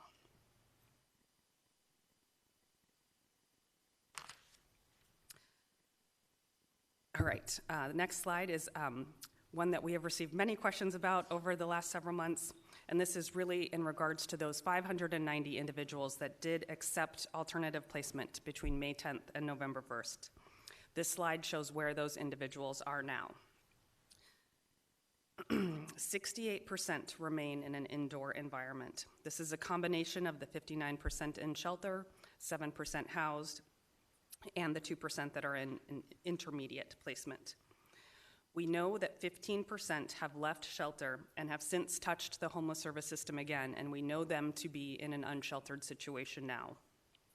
However, the 17% unknown, we do not know where they are. We know that they have left shelter, but they have not touched the homeless service system again, so they could be in an unsheltered situation and just not touching the homeless service system, or they could have self-resolved their homelessness.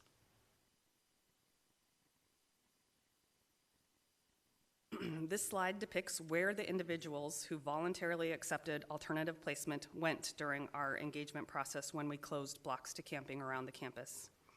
It also shows the many partners that played a role in closing this area to camping and offering each and every person an indoor alternative. We are incredibly grateful for the many organizations who worked closely with our team to provide the number of vacant beds they had in the days leading up to when we were closing a block to camping. We're also incredibly grateful for the organizations who joined us on site to help engage and transport individuals on those days when we closed blocks to camping. As you can see, almost half of the individuals accepting an indoor placement went to our Washington Street shelter. However, many were placed at shelters throughout the city and throughout the region.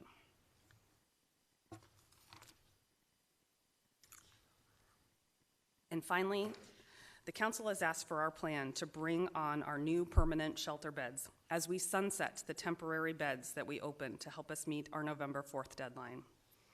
In 2024, the city and our partners plan to open a total of 650 new beds for single adults in the city. In the first quarter of the next year, Cass will open its Haven shelter, adding 170 new permanent beds to the system, as the temporary Haven will be phased out. In the second quarter, St. Vincent de Paul is expected to open Ozanam Manor 2 with 100 beds, and CBI Community Bridges will have a soft opening to its North Mountain Healing Center, which will serve 30 people to start. St. Vincent de Paul and CBI temporary lodging facilities will both close in quarter 2. In the third quarter, we anticipate opening a city-owned shelter site, which will shelter up to 280 individuals. During that quarter, the Mercy House and a New Leaf temporary lodging sites will close. And finally, in the last quarter of the year, the North Mountain Healing Center is expected to add an additional 70 beds to be at full capacity, and the city's 2 family shelter projects will be wrapping up with a total of 140 beds combined. So as we will sunset 402 temporary beds in 2024, we plan to open 650 more dedicated to single adults, plus 140 more for families next year. Mayor and members of the council, this concludes our presentation. Thank you for your time and support of the Office of Homeless Solutions and all of your efforts to address homelessness in the city. Wonderful, thank you. Thank you for all your work dealing with a growing challenge and one where the city of Phoenix plays an outsized role in the region. Appreciate that very much. We have to plan for heat all year round, and that is this is a huge challenge throughout the year, but particularly during our summer. That's a time when those who are most vulnerable have even more challenges. The deaths related to heat are deeply concerning, and that's a top priority for me and for all of my colleagues to address that. We know we gave up the taxing authority for public health a long time ago and arguably don't have primary responsibility, but life in local government, if other levels of government don't take on a challenge, it is at our front door. I was looking at the slide with Q2. Unfortunately, that's right before summer, and unfortunately we have more units negative than we are adding at that time. We also know that the sprung structure meant to open this past summer will also not be ready in time for next summer. So what steps are we taking to prevent the loss of life during the hottest months of the year? Mayor, members of the council, we have already begun planning for temporary overnight shelter services for this summer as we get some of these other locations up and running. We're planning for something north, central, and south so that we're adding capacity overnight capacity specifically during the hottest months. North Central, say that again? We're planning for a north, a central, and a south location where we would have additional overnight beds for people in need that might not be accessing our shelter service system. The council met recently, and for our strategic goals for next year, and that is certainly high on my list. We really need to address that, and I hope it will be a partnership with county, state, and federal government, because we all need to be at the table. For me, with American Rescue Plan dollars, that is my top priority. We really have to make sure that we do our best for our most vulnerable populations, including those experiencing homelessness, and our cooling centers were stretched very thin last summer. So we obviously have more work to do in this area. Want to celebrate some successes and thank everyone who's partnered with us, particularly since COVID, but throughout. In terms of positive exits, and give us some of our top private sector partners for positive exits to a stable housing situation. Mayor, members of the council, so I will say the region as a whole is doing a great job in exiting people positively as much as they can, given our incredibly difficult housing situation here in the city. I do have to recognize far and away St. Vincent de Paul for being just an amazing partner in this effort around the Human Services Campus. As you saw, they not only took 47% of the individuals from right around the campus, they also opened one of our temporary lodging sites, which was sort of a graduation from that congregate shelter to a non-congregate. And all of our temporary lodging sites are now seeing really nice positive exits, but we loved having that ability with St. Vincent de Paul to have a congregate shelter and then move people on from that site to our non-congregate site. So a positive exit in that way that they're moving to a congregate site and then on to ending their homelessness.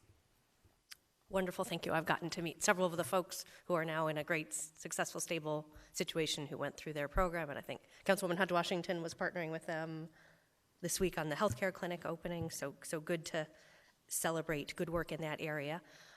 We, to meet the challenge, are making some changes in the Office of Homelessness Solution. One that's particularly important to me is around construction management and oversight. Could we get an update on that? Thank you, Mayor, members of the council. Yes, we are in the process of getting ready to recruit for a vertical construction project manager that can help facilitate, the new projects, particularly our new shelter sprung structures and where the X-wings will ultimately land. So we are in that process, and we very much appreciate the support. Great, and when do we think that will be filled? Mayor, we're hoping that will be early in the new calendar year. Yeah, great.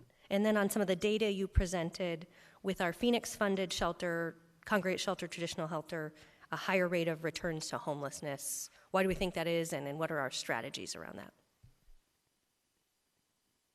Mayor, members of the council, I'll start, and then I'll have Deputy Director Scott Hall also pitch in. So we do in the city of Phoenix, to be honest, the shelters that we fund see a higher level of acuity, perhaps, than you might find in the region as a whole. So when we are working with clients, we're working sort of with some of the hardest people to work with in this community. So whereas our shelter providers are very well intended and able to work with this population, we do occasionally find that we have a higher rate of returns to homelessness than some of our other shelters within the region.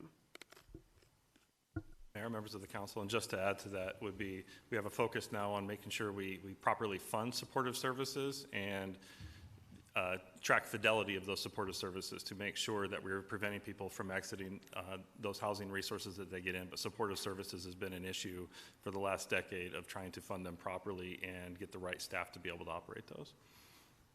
And then folks who go to these meetings know I love caseworkers. Who are sort of our champions in terms of the better caseworker to client ratio?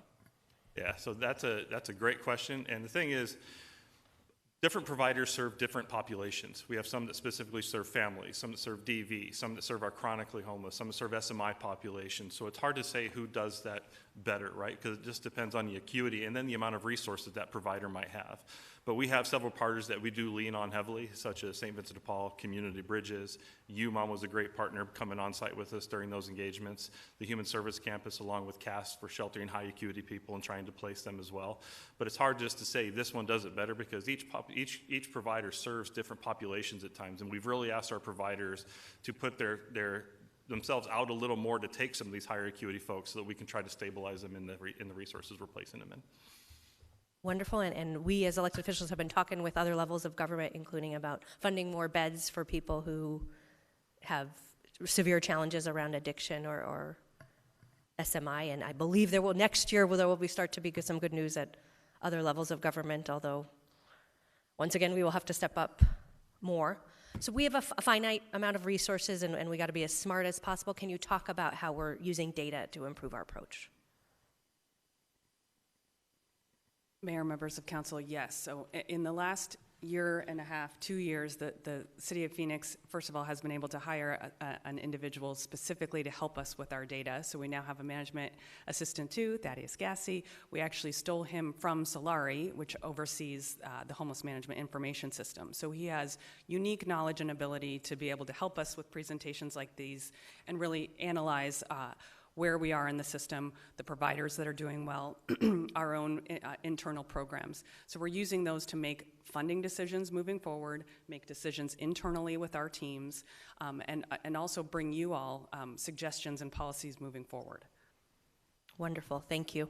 And when we're talking about finite resources, none of this would have been possible without our partnerships at the federal government, particularly the American Rescue Plan. We as a city council, I think unanimously said top priority was in this area, and so we've allocated significant resources, but want to acknowledge our partners in Washington, D.C. who made that possible, both for heat and for fighting homelessness. And then a final question for me, and I'll go to Councilman Waring after that. As we go into summer with cooling centers and generally with all of these, staffing has been a real problem. Are there things we can do on flexible hours or partnerships? And are we still looking for new nonprofit partners? I'm really open to all options to make sure that we get the heat relief and homeless service network staffed appropriately. Mayor, I'll start and then I'll have Rachel continue. One of the things that the Office of Home Solutions and myself were working with the Office of Heat Response and Mitigation, the Fire Department, Office of Emergency Management, and then our Public Health Advisor as well, as a whole, to analyze the data that we have to see where the best locations, as Rachel mentioned earlier, where it's based on calls for service and for heat calls. And so that is kind of what we're looking at. One of the things that we're also doing is where are those even day respite, heat respite centers where we can extend the hours. Again, using the data to analyze that. So whether that could be with city staff in those sites, if it's a facility that a small portion could stay open and we maybe might not need as many staff to oversee that in partnership with a nonprofit partner that can work with those folks.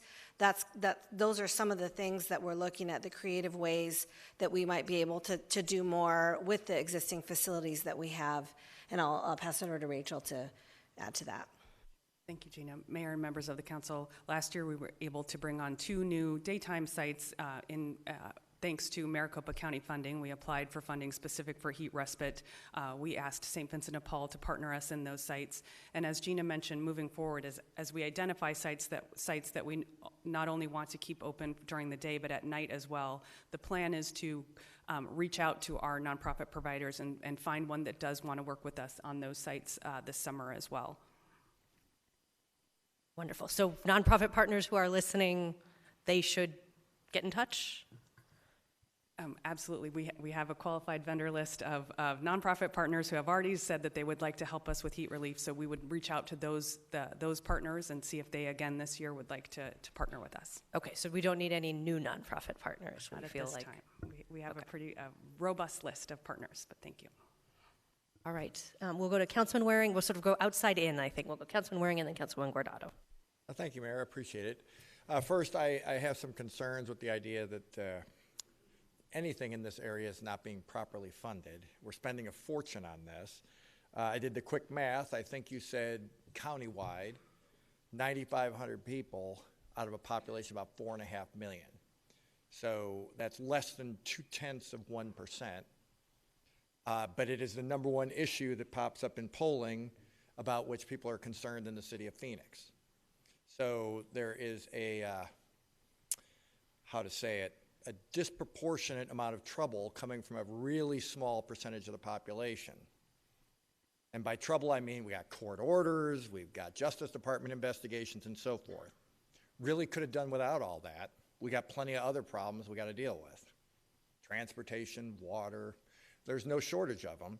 So the money that is going to this is not going to the other, if we have, based on your math, about 7,000 homeless in Phoenix, well, there's 1.71 million, I think, is our population.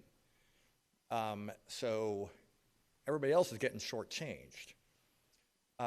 What is the total budget per person that we're spending on this? Mayor, Councilman Waring, I don't necessarily have the total budget per person right now. I can follow up with you and let you know, but to go over what we did specifically to meet the November 4th deadline, we were at about 20 million. That's a lot for about 1,000 people.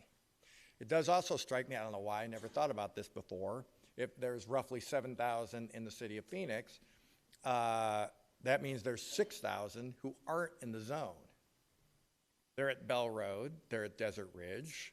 I can tell you where they're congregating, and that's the Paradise Valley Mall parking lot. That's not in District 2, but I go to the gym there, and I see it every single day. I've called you I don't know how many times, including Sunday morning. The neighborhood directly across the street on Paradise Village Parkway, woke up, there was a guy, like total camp out, right under a no trespassing sign. I called the police, they went out, he said, no, I'm good, and moved on. Saying I'm good and moving on, that really shouldn't be an option. You're not good, you're sleeping right under a no trespassing sign, right outside a neighborhood that I'm sure is not too thrilled to wake up and have that something that they see in the morning. So they didn't have to, because I called. But I really want to ask, on slide 21, people are in shelter and so forth. I mean, I guess that's success. How many are gainfully employed? And if not, why not? Because I know we talk about drug abuse, but I guess I'd be curious, of the 7,000, how many are actually full-blown drug addicts? Keeping in mind, there are plenty of drug addicts who make it to work every single day and feed their families. Plenty of chronic alcoholics, even more. Not trying to make light, it's just a fact. They're functioning. I've known some. Some of them lived into their 90s. They held down jobs, they did court cases, they practiced medicine, somehow they made it work. So we can't just use that as an excuse for why 9,500 can't do it and then be the #1 thing in the polling. It's very frustrating. I think there has to be a little more focused attention on what we're doing when we've got, at the city of Phoenix, plenty of jobs that could be filled. Are you guys trying that? We've got the street cleaning crews had, last time I checked, more vacancies than it has people actually working. We should definitely, even if that's not enough money to get housed, I'd rather have the people who are in shelter also going to a job. It might focus their attention too, and I know it would do them a lot of good. So if the 59% are sitting around all day not doing that, that's not an option. Certainly shouldn't be, because the other 1.7 million, that's not an option for them, or they starve. So I guess I'm looking for a response, like how are we changing what we're doing? Because what we're doing is just leading to a proliferation of this population, which is making, according to the polling, is making all our constituents mad. Mayor, Councilman Waring, I'll start with a response, and I know Scott would like to jump in as well. So you would be surprised the number of people we encountered around the Human Services campus that were working. So that is something, they were prioritized for some of our non-congregate shelters. That was something we made a conscious decision to do. Folks that are working really need to have a door and privacy and their own unit, their own space. Other things that I would like to point out is every single one of our shelters has the ability to connect people with workforce development programs. That's something, a key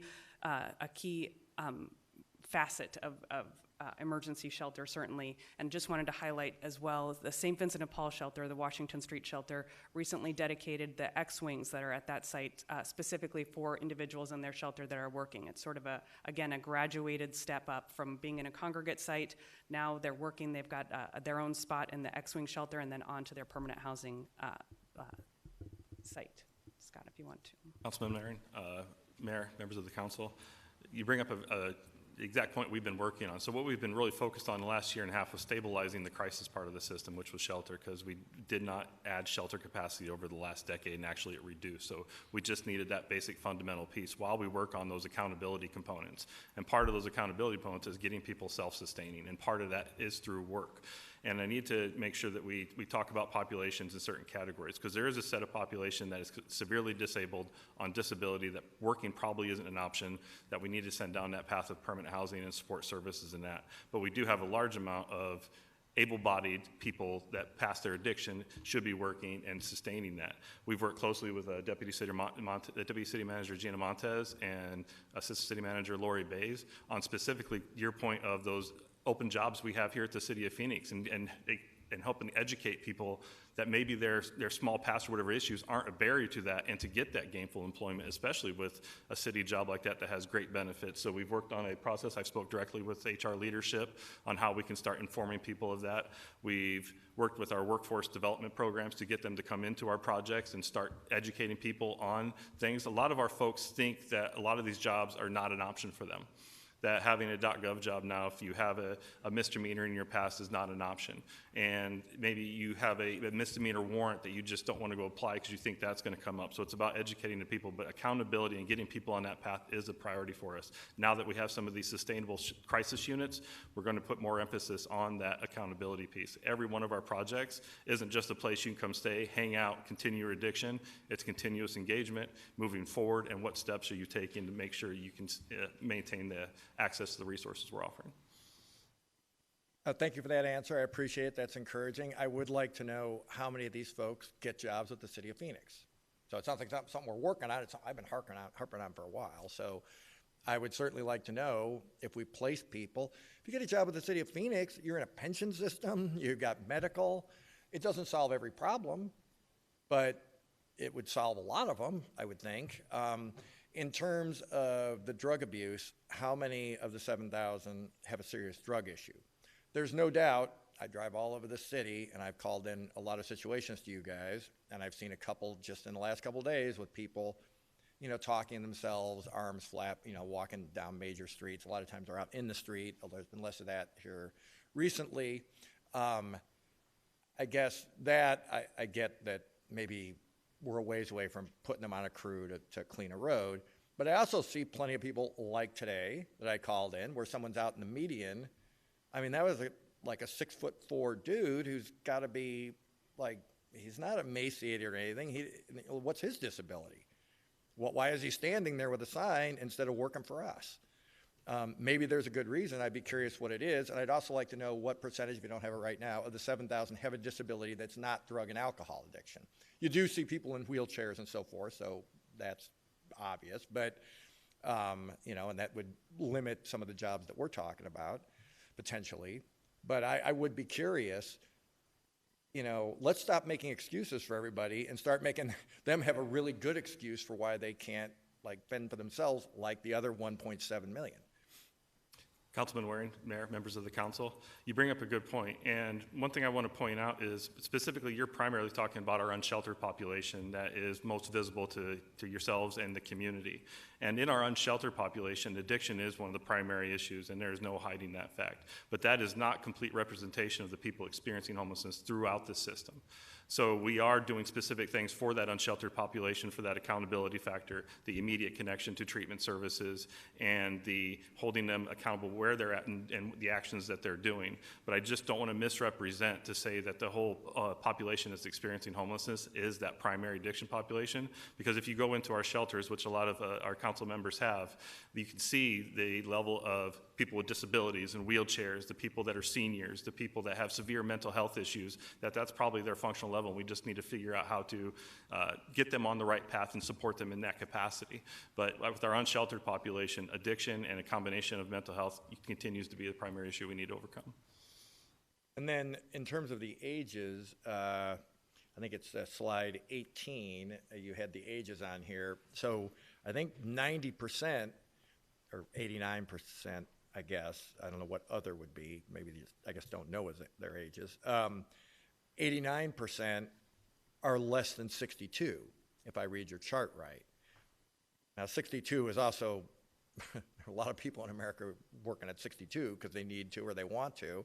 And I really appreciate all the attention Thelda's passing received. Well, she was mayor. She had to be close to 80. She can be mayor close to 80. You can keep working at 62. So I'm looking at the 18 to 24, that 5%. The only excuses would be you are severely physically disabled and simply can't work, or you got some terrible mental illness or something. Then you go to 25 to 34, that's 21%. 25% are 35 to 44. 20% are 45 to 54. I mean, there's just no, like, again, we can't tell the rest of America, you know what, you got to pay taxes, you got to go to work, but this other 9,500, they're kind of getting a pass. Because I wonder how many retired Americans there are who are under 62. It can't be a huge percentage. I know there are some, but there can't be a huge percentage. That just, we can't make that an option. And as you can tell by my tone, I've sort of heard that enough. Again, it's not something that's focused on downtown. We focused on downtown because the court made us, and rightfully so. But the vast majority of this population is spread throughout our districts. And you know, it is kind of just shocking, some of the places that you would never probably have expected this, or perhaps differently, I'll say it, you would never have seen this 10 years ago. And I just worry it's going to swamp us, and that isn't right when it's less than 0.2% of the population. We can't go out and make that argument that we're going to spend a fortune, it's going to get more prevalent, and we're just going to kind of allow it to happen like we did in the zone. And I think you guys are doing the best as you can, but I'm concerned to hear we're not spending enough money on this. That's concerning to me in a lot of ways, because it's been a small fortune here in the last few years, and people are going to expect results. I know one of the think tanks, I guess you'd call it, you know, they're going to start sort of picking apart these budgets to see what we spent the money on. I assume it's going to be meritorious, but it also needs to be effective, you know, and if something's not working, we got to try something else. I'm heartened to hear some of the answers, but I really think we need to focus on you need to go get a job, and we really need you to stop doing drugs and alcohol, and we really need you to do what everybody else is expected to do. It's only fair. Thank you, Mayor. I appreciate it. Thank you. We'll go next to Councilwoman Guardado. Thank you, Mayor. I just had a question on one of the slides where we're opening new facilities by quarter. I know that the Haven is in Q1. Do we have a set date for that? Mayor, Councilwoman Guardado, in speaking with Cass, the last I heard is March. I don't think they have an exact date, but they are March of 2024. And so they are they know that we will be closing down the temporary Haven as the permanent Haven opens at that time. So is there a way where we can hold them to that date? I know, Gina, you and I have been back and forth on that. I mean, this is a facility that was supposed to open, you know, maybe even a year ago. I mean, we signed that neighborhood agreement, I want to say 2 years ago. And how do we hold them? How do we hold their feet to the fire? What are we doing to make sure that we keep them accountable to that date? Mayor, Councilwoman Guardado, sorry, I can't see you there. Neighborhood Services meets weekly with CAS to keep them on track, and we have also made some changes in the last few months in terms of having a direct line with their contractor as well, and some of the decisions, like if there's decision points, and we have a voice in that, in ensuring that it moves forward and that it does open now at this point in March. There's no, that's kind of what we're doing, is really staying on them, meeting with them weekly and asking a lot of questions, and then also working directly with their contractors. So just because I've been hearing this, yes, it's coming. What happens? March comes, April comes, and they're still not open. Then what do we do? Well, their contract for the temporary haven is up, and they have to be able to move them. So we have not. If in some event that it wasn't open, we would have to identify locations for those other individuals. But we are working very closely with them, and if that were to happen, I don't want to say it will, because we have every expectation that it's going to open in March. We would work closely with Cass on that. Did you have anything to add to that, Rachel? Nope. And is there any consequences if they don't? I just think that there's a huge urgency. We have a lot of seniors that we need to house. There's been a lot of districts that are taking the burden because we're not opening up our other facilities fast enough. Is there any consequences to that? Councilwoman, we don't have any liquidated damages or anything to that point. At this point, we just need to keep focusing on getting them open and holding them as much feet to the fire, I guess I could say, on a weekly basis and daily basis. Thank you. So with that, I just wanted just to take a moment to thank city staff for your ongoing efforts and dedication in addressing the issue of homelessness within the area surrounding the Human Services Campus. Your work led by the Office of Homeless Solutions is truly commendable. Furthermore, I wanted to thank you all for providing us with the valuable data collected regarding homelessness in our community. This information is crucial in understanding the scope of the issue and developing effective strategies to combat it. Please know that your hard work and tireless efforts do not go unnoticed. The work you do is making a significant difference in the lives of those affected by homelessness, offering them hope, support when they need it the most. And I know that my team is on the phone with you guys all the time, so just want to thank you guys for taking on this huge task. I think I'm very proud to see some of the numbers on how much the city of Phoenix is doing, but as we are seeing, it's not enough. Hopeful that people that are watching this in other cities or even in the state will hopefully step up and take some and help us with this big issue, because as a city, even though we are the largest city in the state of Arizona, I don't think it's fair that it's just up to us to come up with solutions. So hopefully we start hearing from other cities and other cities start doing more, but just cannot thank you guys enough for all of your hard work and everything you guys do, and taking our phone calls and listening to everything that we have to say every time we call you guys. There's a ton of us up here that call you on a daily basis. So thank you guys so much for all of your hard work. Thank you. Thank you. Councilwoman Hodge Washington. Yes, thank you, Mayor. Thank you, Rachel. Thank you, Gina. Thank you, Scott, for your presentation today, the data. I have some questions that I think might be helpful to understand in this. I'm going to start at slides 5 and 6. I want to make sure, does this data set include rapid rehousing or just shelter? Mayor, Councilwoman Hodge Washington. So this is actually our entire system inflow and outflow exit. So not necessarily shelter, not necessarily rapid rehousing. It includes every single new person coming into the system, be it in an unsheltered situation, in a sheltered situation. So everything in yellow that you see on this current slide, these are people who are brand new to the system or have not touched the system within 2 years. Okay. And then everything in green that you see are people exiting the system to a stable housing, stably housed. Okay, so it would include somebody who is qualifying for rapid rehousing? Yes. Okay, perfect. Are we collecting any data to determine the reasons that a person's journey to becoming unsheltered? Councilwoman Hodge Washington, Mayor, members of the council, yes, we do track the reason for entering homelessness. Also in our care system, we do a personal assessment. So most of this information in HMIS is self-report from the client. I'm sorry, I do speak fast, I apologize. Is we do track that kind of data through the HMIS system. In our care system, we have our outreach teams also do their personal assessment of the reason for the person maybe refusing services and why they aren't accepting the services as well. So we try to capture that as best possible. And what are maybe the top 3 reasons that we see in people entering our system? Yeah, I don't have that data right in front of me, but from my past experience with that data, the number 1 is eviction. A lot of people are being priced out of housing. Right now, our median rent, I believe, is $1,550, which has drastically increased over the years.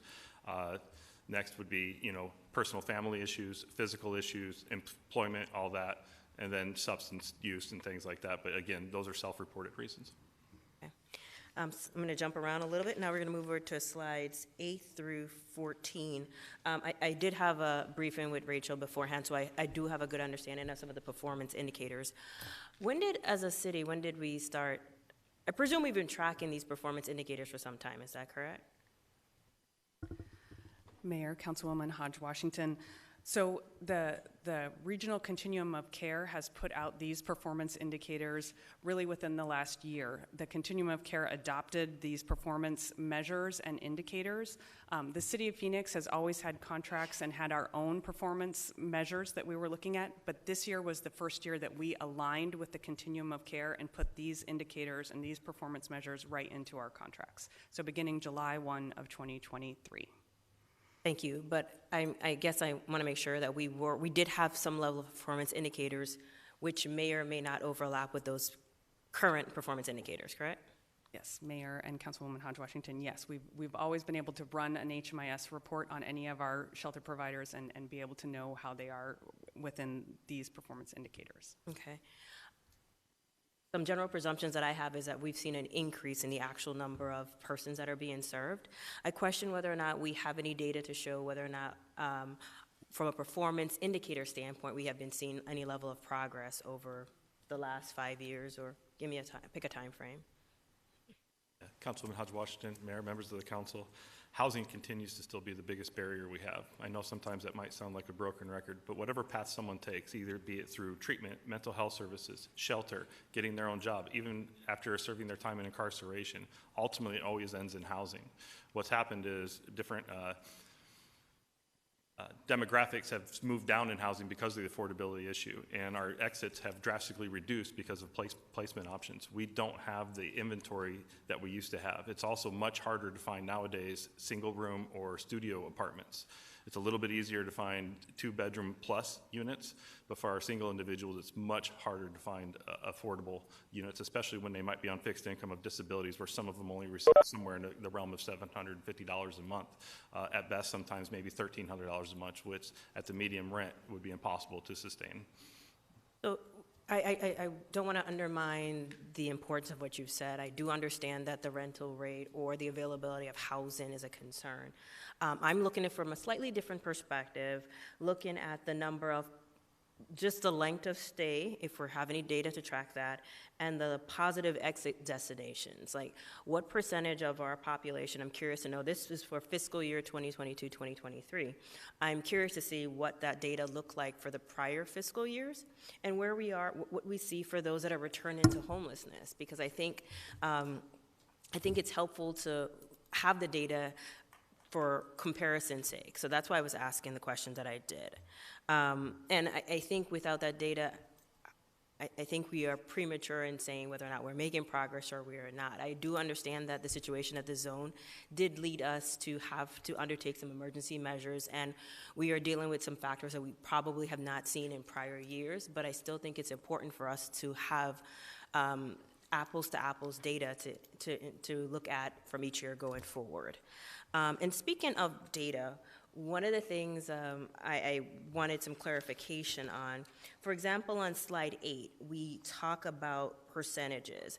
Do we have the raw data for the number of individuals that were served through our traditional congregate shelter on slide 8? Mayor, members of the council, yes, we have all of this data, and we could provide it previous year data as well as actual numbers, not percentages. Correct. Because I would like to see if, for example, I see that we're doing we did really well in the family shelter category, but is that, I'm being facetious here, when I say, is that really just like 10 families that we assist? I know that's not accurate. I want to be able to compare more data for that purposes. So that would be helpful to figure out the total number of individuals served in each of the different shelter types. The other thing I think is helpful, Rachel, you and I spoke about this, is specifically with the high acuity individuals. Is there any consideration for having a different benchmark for those individuals? Because I think we will see an individual who has been homeless for a very long time. They take a little bit more time to transition. So we might want to consider some way of keeping track of that data. Councilman Hodge-Washington, Mayor, members of the council, you bring up a great point, and I want to get that sophisticated within our data. Right now, it is just that all shelters kind of get measured in the same capacity, but you bring up a very valid point that we really want to get to, is measuring people based on that type of issue. Like, what is the acuity? What is the length of time? What's the chronicity of the clients they're trying to work with? And that way, we can really set baseline measurements and see success and see what resources are needed for those populations, but we were working toward that. Thank you. The other thing Rachel and I talked a little bit about is on slide 9. The goal that was set for non-congregate or bridge housing, my understanding, Rachel, you can correct me if I'm incorrect, is that's usually where you have a voucher in hand for an individual, and this person is just waiting or looking for a housing. And the way that the numbers are reflected here doesn't necessarily, that was not the population we were serving. Is that correct? Councilwoman, yes, that is absolutely correct. The way the Maricopa County Continuum of Care defines bridge housing would be if an individual had a voucher in hand and that they were in this bridge housing location until moving on to their permanent housing. That is not necessarily the way the City of Phoenix funded shelter or City of Phoenix funded location was operating at this time. And it's important to note on that slide as well, we only had one non-congregate facility, bridge housing facility at that time. The reason I bring this up is because I do not think it's fair to look at the numbers and say that this set-in did not meet the goals because it was not quite an accurate apples-to-apples comparison. The other thing I wanted to make sure that we clarify is on slide 14, the engagement rate. Can you talk a little bit about please explain what the engagement rate represents? Councilwoman Hodge-Washington, Mayor, members of the council, that's a great question. So in outreach, it's complex. Obviously, you have a moving population out there. But we start with the baseline. Baseline is a contact. Baseline is if I come up to you, but you don't engage with me, maybe you just turn around and walk away and won't even talk to me. I can still document you as a description of what I see, location, as a contact.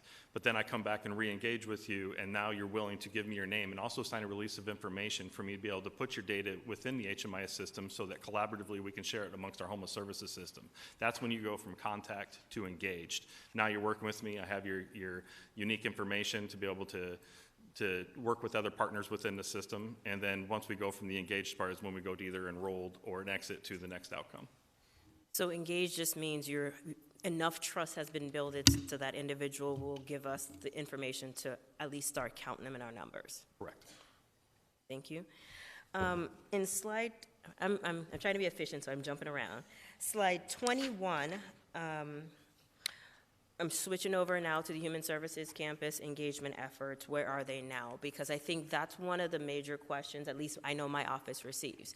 Everyone believes that everyone that has ever been in the zone is now in their neighborhood. And I know that's not accurate. I don't say that to be silly, but I think it's important for people to understand that. So what I would like to see, I hope it's available, is this slide, I believe, represents the data from when we initially started the engagements in May through when they concluded in November. Is that correct? Yes, Councilwoman, that is correct. And I see that this is showing that as of November 27th, we had 59% in shelter.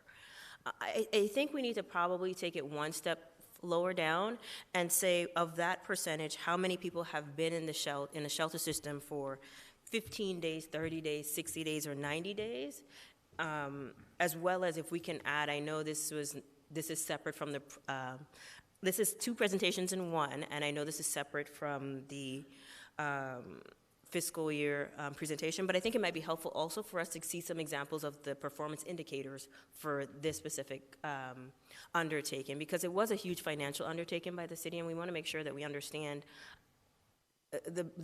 any benefits or any downsides to what we've done, and I think we can only do that through data.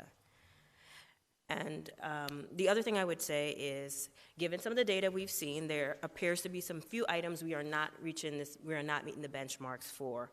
Can you tell us a little bit more what the department's anticipated steps are to move the needle towards the goal?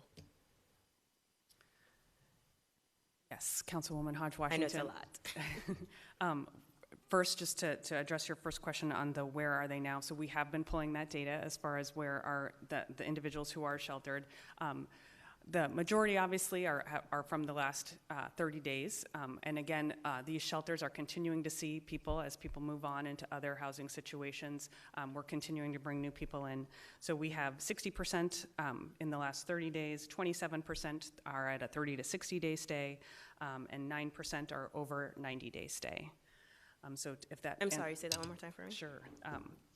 60% have stayed in our shelter system for 0 to 30 days, 27% 30 to 60 days, 9% over 90 days. Sorry, 4% 60 to 90 days. 4%, so I'll start at the beginning, sorry. 60% 0 to 30 days. So 60% of the people have been in shelter for less than 30 days. 27% of the people have been in shelter 30 to 60 days, 4% 60 to 90 days, and 9% over 90 days. And I'll just couch that a little bit with, obviously, the further we go away from that date, if we're only looking at that target population, the numbers obviously change quite a bit. Thank you. A few more, I'm almost finished. With respect to those that are leaving the shelter facilities that we are offered, and some of them, we say about 15% go back to being unsheltered. They are returning to the streets. Do we have ideas of the reasons that are given as to, and how do we plan to, if we do plan to accommodate our strategy going forward to minimize the reasons that are being offered? Councilman Hodge-Washington, Mayor. It's a compound question, I know. So upon exit from our shelter projects, we try to gather that information. It's easier said than done sometimes, because sometimes people just leave and just don't return to get that exit information. I know CAS is getting more sophisticated about that exit information and how they obtain that. But that exit information is crucial in understanding where people went, because sometimes they might self-resolve. But you're right, that 15% is one's documented. We know in HMIS retouched the system. At that point, with our outreach team, we'll ask them, why did you leave? What's going on?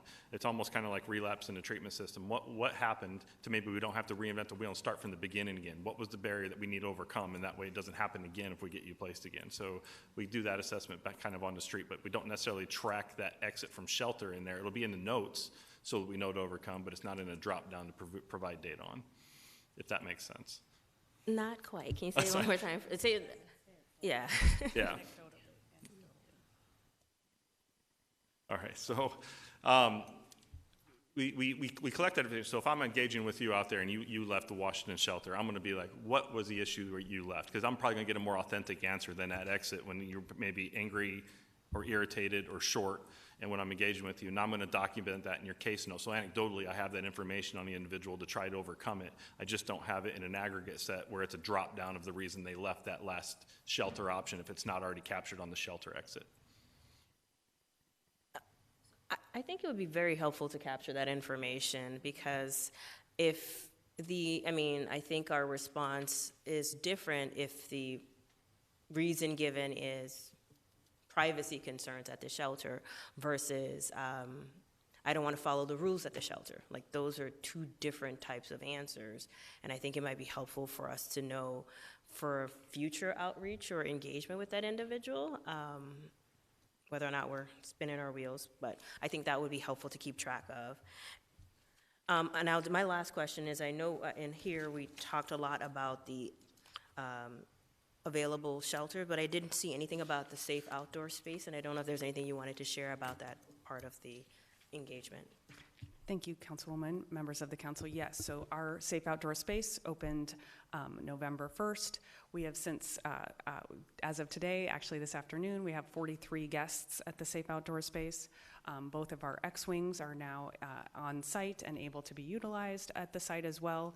We anticipate in the next few weeks expanding to being able to use the entire site as we are staffing up both our Office of Homeless Solutions staff, Human Services campus staff, and CBI staff. And we've actually seen 30 exits so far from the safe outdoor space, and half of them have been positive exits. So positive to either a treatment program, but the vast majority are moving on to shelter. So we are pleased with the outcomes thus far. Okay, sorry. You said 30 exits so far, half of them have been positive? Yes. So the other half have been? Some people have exited to unsheltered homelessness. We have had one exit actually who was arrested. And so, yes, I have all the data on those 30 exits. Thank you. Thank you so much. And I may ask a lot of questions, but I do appreciate the work that you guys do, because I do believe it is, as Councilman Marin says, it's one of the issues that we hear so much about in our community. And it's good to be able to have the answers. And you guys, I think, are doing a great job. It's not an easy project, but I want to say thank you for all that you do. Thank you. I'm going to follow the mayor's pattern and go to Councilwoman Stark. Thank you. And I want to talk a little bit about data. So I know we have a lot of partners, but how do we collect data from groups that are kind of out there on their own, like the House of Refuge, who has a very robust program in Sunny Slope, and I don't think they've ever come to the city to ask for funding. And then I think, I know Starfish has, but Identifree, we have certain groups that are just looking at a certain segment, human trafficking. And then we also have individuals like Cleo Lewis, who's out there every day doing God's work and really, I think, pretty effective in what he does. How do you wrap that into data that you're collecting, or do you not and just look at it separately? Vice Mayor Ansari, Councilwoman Stark, that is a great question, and I've got colleagues here from the Maricopa County Association of Governments who operate our continuum of care. One of the goals of the continuum of care this year is to bring more partners into our homeless management information system to make sure we are gathering all of the data from our partners who may be doing great work but aren't necessarily entrenched in the system for sure. The data we are able to get at the City of Phoenix is really the data of people we have a legal binding contract with. They are required to submit us HMIS reports every month. So that's the data that we can report on as a City of Phoenix. But we do turn to our partners at the continuum of care when we want to look at regional data and other programs, always in an aggregate manner. They don't provide us with specific partner data that if we're not funding them directly. Thank you. If I could just add one more thing really quick, Councilman Stark, you mentioned Cleo Lewis Ministries, and I know that he is working very closely with our Office of Homeless Solutions staff, and so I know to the extent that they're working through that process that we are tracking a lot of that information, perhaps not all of the good work that he does, but as much as we can, we're engaging him within kind of our services. Thank you, and he is a good man. Also, how do we track these different types of organizations that I would say are trying to prevent people experiencing homelessness, like New Freedom? That's a great example that comes to mind. And then Native American Connection does a lot as well. So they're more proactive. How do we interface with them, and how do we use the data they might be able to provide to us? Councilwoman Stark, Mayor, members of the council, that's a great point. One thing I want to add to that is anybody who receives federal funding is required to use HMIS and put their data in there. On top of most cities, when they contract, require it too, because it's the most sophisticated system we have to be able to communicate. So Native American Connection projects are within the HMIS system. Specifically with New Freedom, I don't have that specific in there, but we do partner with them on different projects. But some of their stuff gets tied up into the behavioral health system, which is a different database. days, right? Now you're starting to talk about HIPAA protections and things like that. So homeless management information system is separate from kind of the Medicaid behavioral health system data. Well, I too want to thank all of you for what you've been doing. It's yeoman's work, and I really, my heart goes out to you guys. You have really made tremendous leaps and bounds in helping our city and helping the county, so thank you. Thank you, Vice Mayor. Councilman O'Brien, do you have questions? I do. Thank you, Vice Mayor. I'm going to start back at the beginning. On slide 4, oh no, I'm sorry, slide 6, the Maricopa County flow by month. Are all of these unique households or unique individuals, the contacts there? Vice Mayor Ansari, Councilwoman O'Brien, yes, so these are unique individuals, and the bars in yellow those are the numbers of unique individuals entering the homeless service system, and the bars in green are the unique individuals exiting the homeless service system. And I believe, I'm not sure who asked this question, but you said that they've not been in the system for 2 years to have been here on this chart. Councilwoman O'Brien, that is correct. So we define new to the system as not having been in the system for 2 years or more. And so who determines that, I guess, where or how was that number determined? Yes, the U.S. Department of Housing and Urban Development defines these items for us. Okay. So it's safe to say then, if you have not, I guess I think about it from the standpoint of recidivism, like when we talk about folks who are leaving the prison system, and that generally to really ensure they're not going to become a repeat offender, they look at a 3 to 5 year mark. And while I realize different context here, but I guess it just seems like 2 years, is that really long enough? Councilwoman O'Brien, we can work with MAG to see if there is additional data points that we can provide to you that would have a lengthier time, certainly. Okay, I appreciate that very much. And all of these goals that you've presented us tonight are from the Maricopa Association of Governments? So they are the system performance measures within our regional continuum of care, of which Maricopa Association of Governments houses that continuum of care. Okay. What is the definition of a positive exit? I'm on slide 8. Councilwoman O'Brien, members of the council, so for slide 8, we're talking about traditional shelters, and so a positive exit from a traditional shelter would be defined as, you sort of have to think of it as the next best alternative. So someone exiting to housing on their own lease, housing with a subsidy, permanently staying with friends, permanently staying with family. So exiting in a positive manner from that traditional congregate shelter. So is it different for every slide that you've provided us, the definition of positive exit? Not from the shelter slides, no. All of the shelters would be exiting to a housed situation. Okay. After somebody has experienced a positive exit, after a positive exit, how long might we be able to track or know what they're doing or how well they're doing? Councilwoman O'Brien, so the next data point is actually that returns to homelessness. So we track people from a year after they've exited a program to see if they are still stably housed or if they have returned to homelessness. We have the ability to track further as long as we have that program open, but that's sort of the data point is that 1 year after.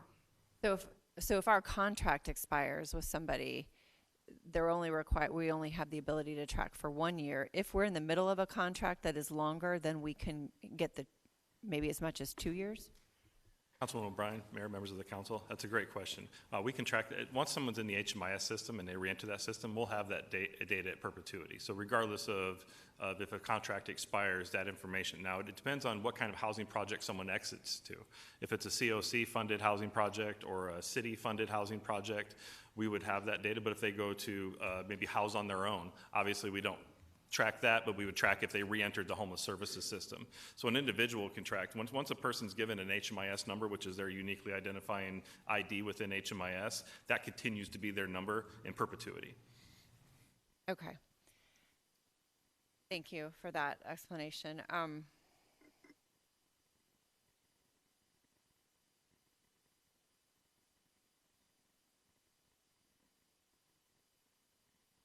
lot of information today. And you explained engagement for someone else. Can those numbers be duplicated, the engagement numbers? Is it possible? No, those engagement numbers you see, Councilwoman, are unique numbers. We can, that's why the number of contacts is unique and the number of engagements is unique as well. Okay, so you can say we contacted 500 people, but you might have had 1,500 engagements that are for those 500 people? Contacted would always be the largest number because that's the first one. Usually, I reverse them. Right. Once Okay. you get to engagement, usually that is where it becomes less because someone might just turn around and disappear. We never saw them again. Okay. And so I want to go back a little bit to, you talked about how when it related to cleaning up the area where we are court ordered to clean up, that the higher level of acuity were the hardest people to work with. And while I appreciate that most folks in this room probably understand that, can you please explain what that would mean to my constituent who just doesn't understand why they've got homeless people in their community? Councilwoman O'Brien, Mayor, members of the council, that's a complex answer to say the least. Obviously, every individual has some unique needs, but you can put them into some general categories. But when we were out there, we saw the whole gamut. We saw people that were on fixed incomes, that were priced out of housing and went down there because they had no other alternative. We saw people with severe physical disabilities. We saw people with severe mental health disabilities. And obviously, substance abuse was a primary one out there in combination with those other issues. So just because maybe we can overcome the substance abuse issue doesn't mean those other issues went away as well. But it's a conglomerate of all those issues put together.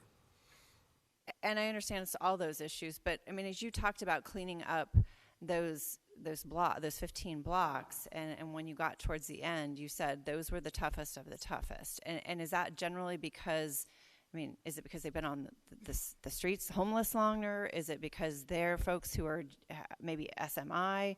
Or are they having trouble with drugs? I mean, those are the kinds of things. I mean, I get if I became homeless and I now I have a job, but obviously our housing situation makes that a little bit more difficult. But that doesn't, I don't think that makes that person necessarily the hardest of the hardest to deal with, right? That person is probably looking for housing.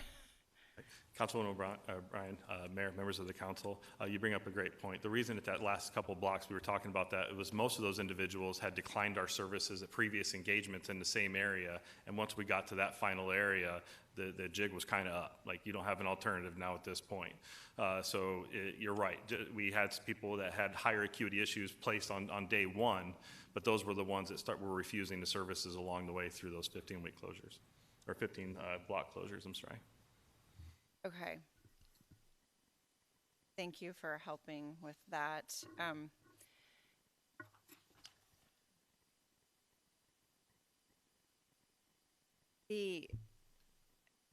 In the chart at the end, you talk about our how many beds are coming on line and how many will be closing, because some of the beds we opened were temporary. In Q3, there's a city shelter for 280 beds. What shelter is that? Vice Mayor Ansari, Councilwoman O'Brien. So that is the shelter that was previously planned at the Lower Buckeye site. We've been working diligently to find an alternative site, and so we are still planning on opening that in Q3. So that would be sprung structures to house up to 200 individuals, and our X-wings that can house up to 80 individuals on that site. Okay. What services does the state offer for our folks who are SMI? Councilman Ryan, Vice Mayor Ansari, members of the council, that's an even more complex issue because now we're talking to Medicaid services. SMI is a determination that Medicaid offers to give more robust services to those that have that severe mentally ill determination within the system. That immediately could provide case management, in some cases housing, in some cases, access to other resources other mainstream members of Medicaid don't have, but it's just more robust services for that population. And do we have enough robust services at the state level for those folks? No. Okay. I want to thank all of the council members who were before me asking questions, particularly Councilwoman Hodge Washington, because I too love data, and I appreciate all the work you are doing, and I'm glad you have someone who can help you with the data now. And I'd love to meet individually to talk more about how this data could be, in my opinion, better presented so that we understand it more and can drill down on, I believe the $20 million you said we spent just alone on the cleanup would be helpful, but we've spent a whole lot more too, and our folks want to know that we're seeing results.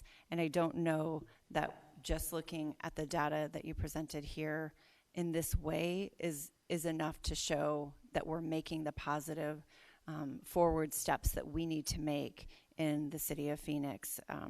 I'd love for there to be other resources across the entire region, and I know you're working hard to do it. This is a step in the right direction. I am a little bit confused because we got a briefing, or not a briefing sheet, the policy packet last week ahead of this meeting. And some of the numbers for the shelters are different than in today's presentation. Can you just explain that to me, please?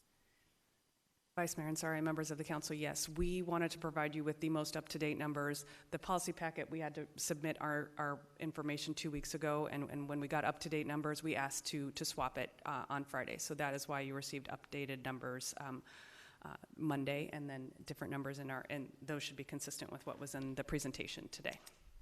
Okay, I do appreciate getting the most up-to-date numbers. Thank you for that. So I won't take any more of the time this evening, but I do look forward to sitting down and talking more about the numbers, especially the individual numbers for the 590 folks who did accept services, as well as that larger number and all those other providers who are helping with this. And I am thankful to your staff as well as all of the providers who are stepping up. We still have a lot of work to do, and I know I chuckled when Councilwoman Hodge Washington talked about the fact that City of Phoenix, other constituents believe all the folks from the zone are in their neighborhoods now, because we're all hearing that, and that's not the case. It's that there's a huge homelessness problem, and we need to make sure that people are being held accountable if they're breaking laws, and that they're being offered services. I'm very excited that the community court is coming online in January, so that, and I know folks have worked hard for that, so that folks who do want to get help and have maybe gotten themselves in a little trouble have a way to do it and hopefully end up with a clean record at the end of it. So thank you again to everybody. Thank you, Vice Mayor. Councilwoman Pastor. Thank you, Vice Mayor. I believe I had a meeting earlier, and what I'm seeing in my district, I know we want to believe that it hasn't moved into the district, but it has. Because what I am seeing in my district is an uptick of not necessarily homelessness. Well, homelessness is part of it, but what's the uptick is, especially in some of my 19th Avenue area, are hot zones. They're becoming hotter zones due to the fact of some of the characteristics or characters within those alleys. And there are more activity happening that hasn't happened. Had a whole discussion last night with neighborhoods. And so my question to that is, I would like to know the percentage of those not taking services and why.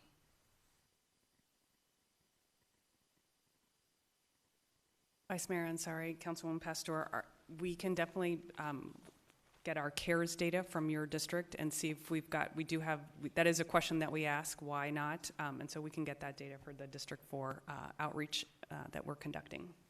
Well, I think it would be great, whatever information you give us, you give it to all of us, because we all have the same questions, I think, and then the same issues. The other piece is that it would be nice for it to be broken out in districts, so we can see the comparisons of what's happening. What is the percentage of those experiencing drug addiction? Vice Mayor Ansari, members of the council, so we do have all of the CARES data right now that I can speak to, certainly. So the refusal rates for all of our care system, not specific to District 4, 39%, the largest amount, say substance abuse is the reason that they are, substance use is the reason that they are not ready to accept services. Okay. And then, to that question, I mean, I understand the individual has to be wanting to take services, but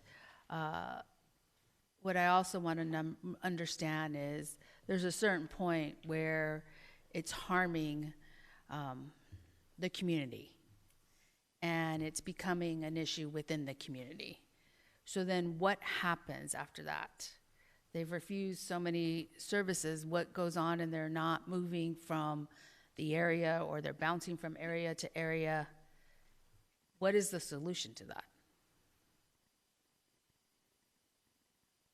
Councilwoman Pastor, Vice Mayor, members of the council, that's a complex issue that we're continuing to work with our partners on that as well. First thing we do is, one, you helped us create shelter capacity so that we could, one, offer that shelter bed, because I think of the Grants Pass ruling and the Ninth Circuit ruling that you need to be able to offer a bed to hold anybody accountable with camping ordinances or things associated with homelessness. So we've been able to do that baseline. We're still, we don't have full capacity of shelter that we truly need for our large unsheltered population, but that's the first step we take.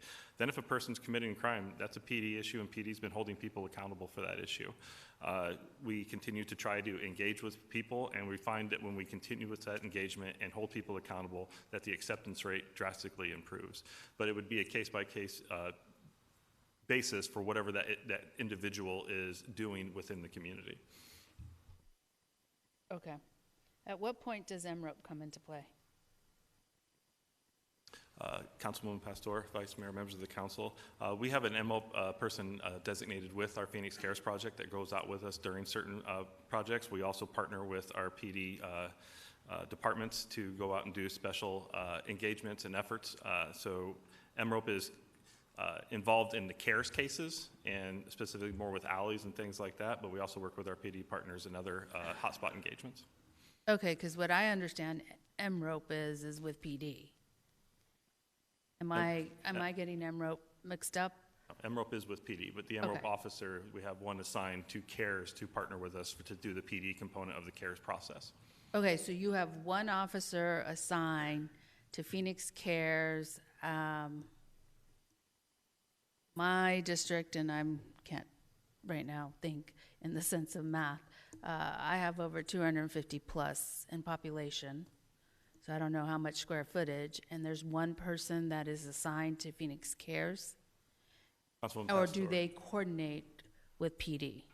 Councilman Pastor, Vice Mayor, members of the council, I hope I didn't misrepresent. Like, that is a very specific part of the process for the Phoenix Cares, but PD is heavily involved with all of our stuff. We don't just lean on him for every issue related to Cares. We contact those departments that in the area that the issue is happening and partner with them specifically. So we leverage the full resource of our police department.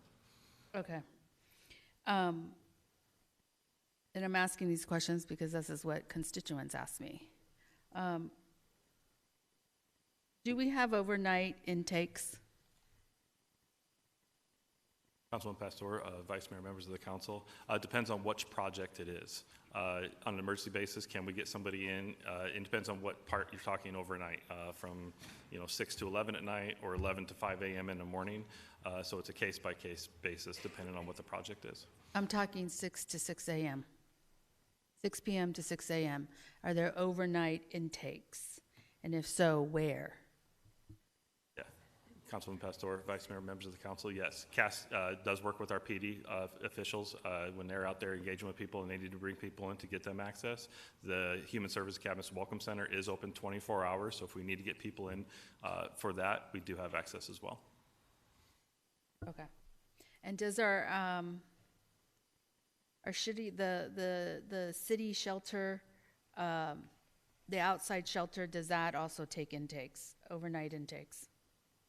The ones that have 40? Or safe outdoor space, yes. Councilman Pastor, Vice Mayor, members of the council, yes. The safe outdoor space will have the ability to do 24-hour intake. Okay, so they do have the ability. Yes. Okay, thank you. And then I thought it was very interesting that Councilwoman Stark brought up outside organizations that are not necessarily part of this collaborative or Eternal collaborative. And I think in the response that I heard, and you can correct me if I'm wrong, is that well, we provide data that the federal government requires us to do.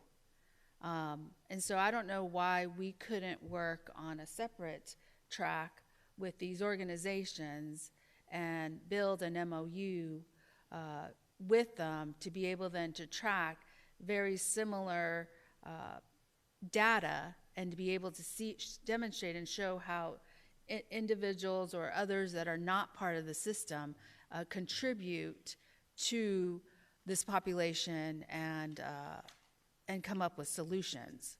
And so I'm a little taken aback by that answer. And I think we can figure out amongst ourselves, maybe this is how we do this, because that's a small space. There's other people contributing to this. And so I would like to see that in the future. The other Vice piece, Mayor Pastor, sorry, just to interrupt there. I apologize if I misrepresented there, but the Maricopa Association of Governments Continuum of Care, they do work with all of the agencies that are willing to work within the system, even if they're not receiving federal funds or funds from a city. They definitely are in that space and working with those smaller organizations that might not be connected directly to the homeless service system.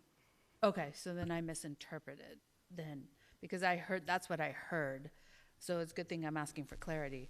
So these small little organizations and nonprofits then are participating in the continuum of care or can participate if asked? Councilwoman Pastor, the Continuum of Care has a goal this year in their strategic plan to work with even more individuals or more organizations so that we're making sure we're working with all of the smaller groups that might not be one of our typical homeless service providers, but that is one of the Continuum of Care's goal this year, and as well as it's been a high priority for the MAG staff at the Continuum of Care as well, to make sure those organizations' data is getting inputted into the homeless management information system. Okay, thank you for that. I'm very curious as to, when working with MAG, what the conversation is, and I don't know who this goes to. It doesn't go to anybody, but for the future. What the conversation is and getting the regional model moving and getting others to participate. I know this has been a conversation since Ed was here, and him and I have been going round and round, but I would like to really look at that and understand it. And I understand the complexities of it, but our complexities of the future of not being able to hold it and sustain it is coming. And so I think it's very important that we start having that conversation, and especially for other cities to understand we're at that tipping point now. So that's just a bigger conversation, but I would like to see that. I want to go back to Councilman Waring's point about workforce. I believe that those that are stable and are able to, that have just lost a job or for health reasons, there's a number of reasons why a tragedy has happened within becoming homeless, or not even a tragedy, but or a situation. And I I look at it in different sections or sectors. And so that population for me is the one that I think could be easily looked at in the sense of jobs or retooling at that moment. Because we have different situations as to why they're in this space that they're in, that not all of this population would be able to maybe hold down a job. And so I don't know how, that is a complex piece, but how do we look at that and how do we go about doing that? You don't have to give me an answer, but I'm gonna write a bunch of questions and I'm sending them to you. But I want to know how then all these sectors of populations get handled, and be able to at least try to make some headway in this space. When do we have a site for the 280 beds? The Q3? Councilwoman Pastor, members of the council, we have identified a site. We're still going through some of the due diligence on that site before we've determined that it's actually going to work, but we're very close. Okay. And I would just echo, I mean, I know you're in a tough situation. And we're dealing with humans, and humans are not wiggets, and we think on our own, and we're stubborn at times, and we're not trusting, and sometimes we don't feel safe. So I understand the different complexities of being a human. We have them in our district constituents, and appreciate the work that you're doing, but you got a tough job, and we're trying to help as much as possible, so appreciate you. Thank you, Councilwoman.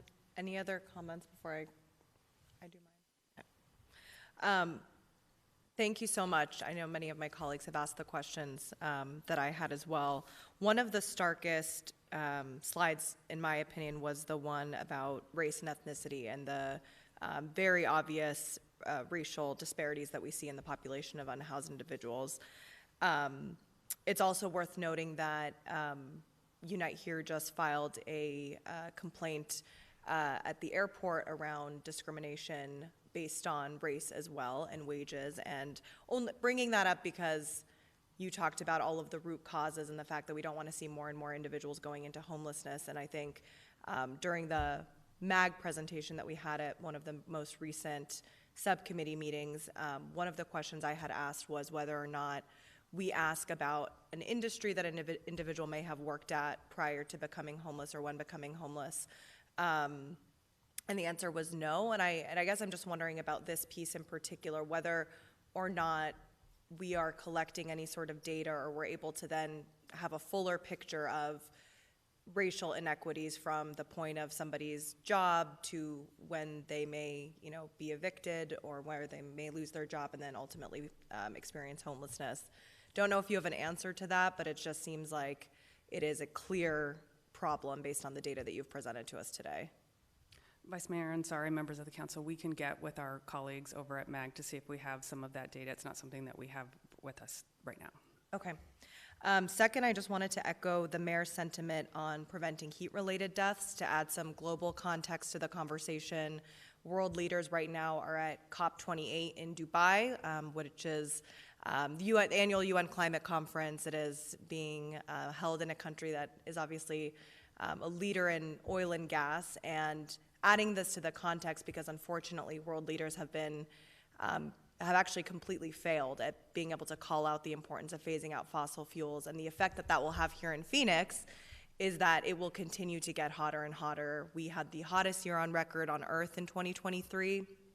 Our natural disaster here locally is heat, and in my view, I feel that each and every year we've been more reactive than proactive when it comes to preventing the deaths. I was really encouraged to hear you say, Rachel, that we are already planning 3 different sites, but I really hope that this year in 2024 it will be different for us. I think in previous years, once we hit that hottest weekend, then we bring out the cooling bus, then we start thinking about cooling centers, then we have a voluntary heat relief network. So my question is, what would it take to be, we need to just accept the reality that this is going to be a massive challenge for Phoenix and Arizona moving forward, and it's not going to get any better, and we need to be, until we make sure each and every person is housed in our community, we have to be more proactive. So what would that take from, state dollars, federal dollars to be able to support our work here in Phoenix? Vice Mayor, members of the council, that is looking towards this summer, and we spoke briefly about the planning process we've been going through, and we're looking to finalize, or at least to have a number of potential sites and costing out what would that take. And so I don't actually have the numbers right now, but it is something that we are in the midst of identifying for additional hours of staff, additional providers, and the costs of overnight. We have some of that funding identified. We had a partnership with the county, and we have availability of some of that funding. And there was also some ARPA funds set aside in the last reallocation. But it will likely exceed that funding. So we will have. So my answer is we're working on it, but we have started a lot sooner this year, and we're very close to having. Here's a budget. Here are the options. All the the scenarios that we've gone through and what we can do to have more opportunities for heat respite, both later hours, extended hours during the day and weekends, and including overnight respite. That's helpful. I think the reason I asked this question is because following kind of the results of where we're at with the global, agreements on this issue, leading experts, scientists, et cetera, have said that cities, states, countries will end up having to spend more money on just adapting to the climate crisis than being able to actually prevent it. And in our case, that would mean heat respite, and that's how it translates down. So I think we just need to be very proactive given our budget, given what we know, where our shortfalls might be with the cut of residential rental tax. We need to be looking towards other sources of funding because we do have a crisis on our hands that is only going to get worse. So I appreciate you thinking proactively. And then I'll just end with this. Deadlines work. They add urgency to issues, especially ones that need creative and immediate problem solving. The situation we had at the zone, I think, exactly was that. When I first got into office several years ago, there were 200 tents outside the zone. In the data you showed us today, as you know, better than anyone, it was between 700 and 1,000 individuals. And, my sense was that when my office had asked us to set deadlines to deal with this issue and to try to house individuals, the answer was that there's no way we would meet that deadline and that we would fail. And I think a lesson that's important moving forward is that, well, in this case, we ultimately got our deadline by the court. But moving forward, we should be setting our own deadlines, and they should be ambitious and proactive, and we should hopefully, you will have the political will as well, because it's not something that just staff can decide, but I hope we have the political will on council to be able to move with urgency in the coming years as this challenge continues. So thank you. Any final comments? All right, we're adjourned. Thank you. Thank you.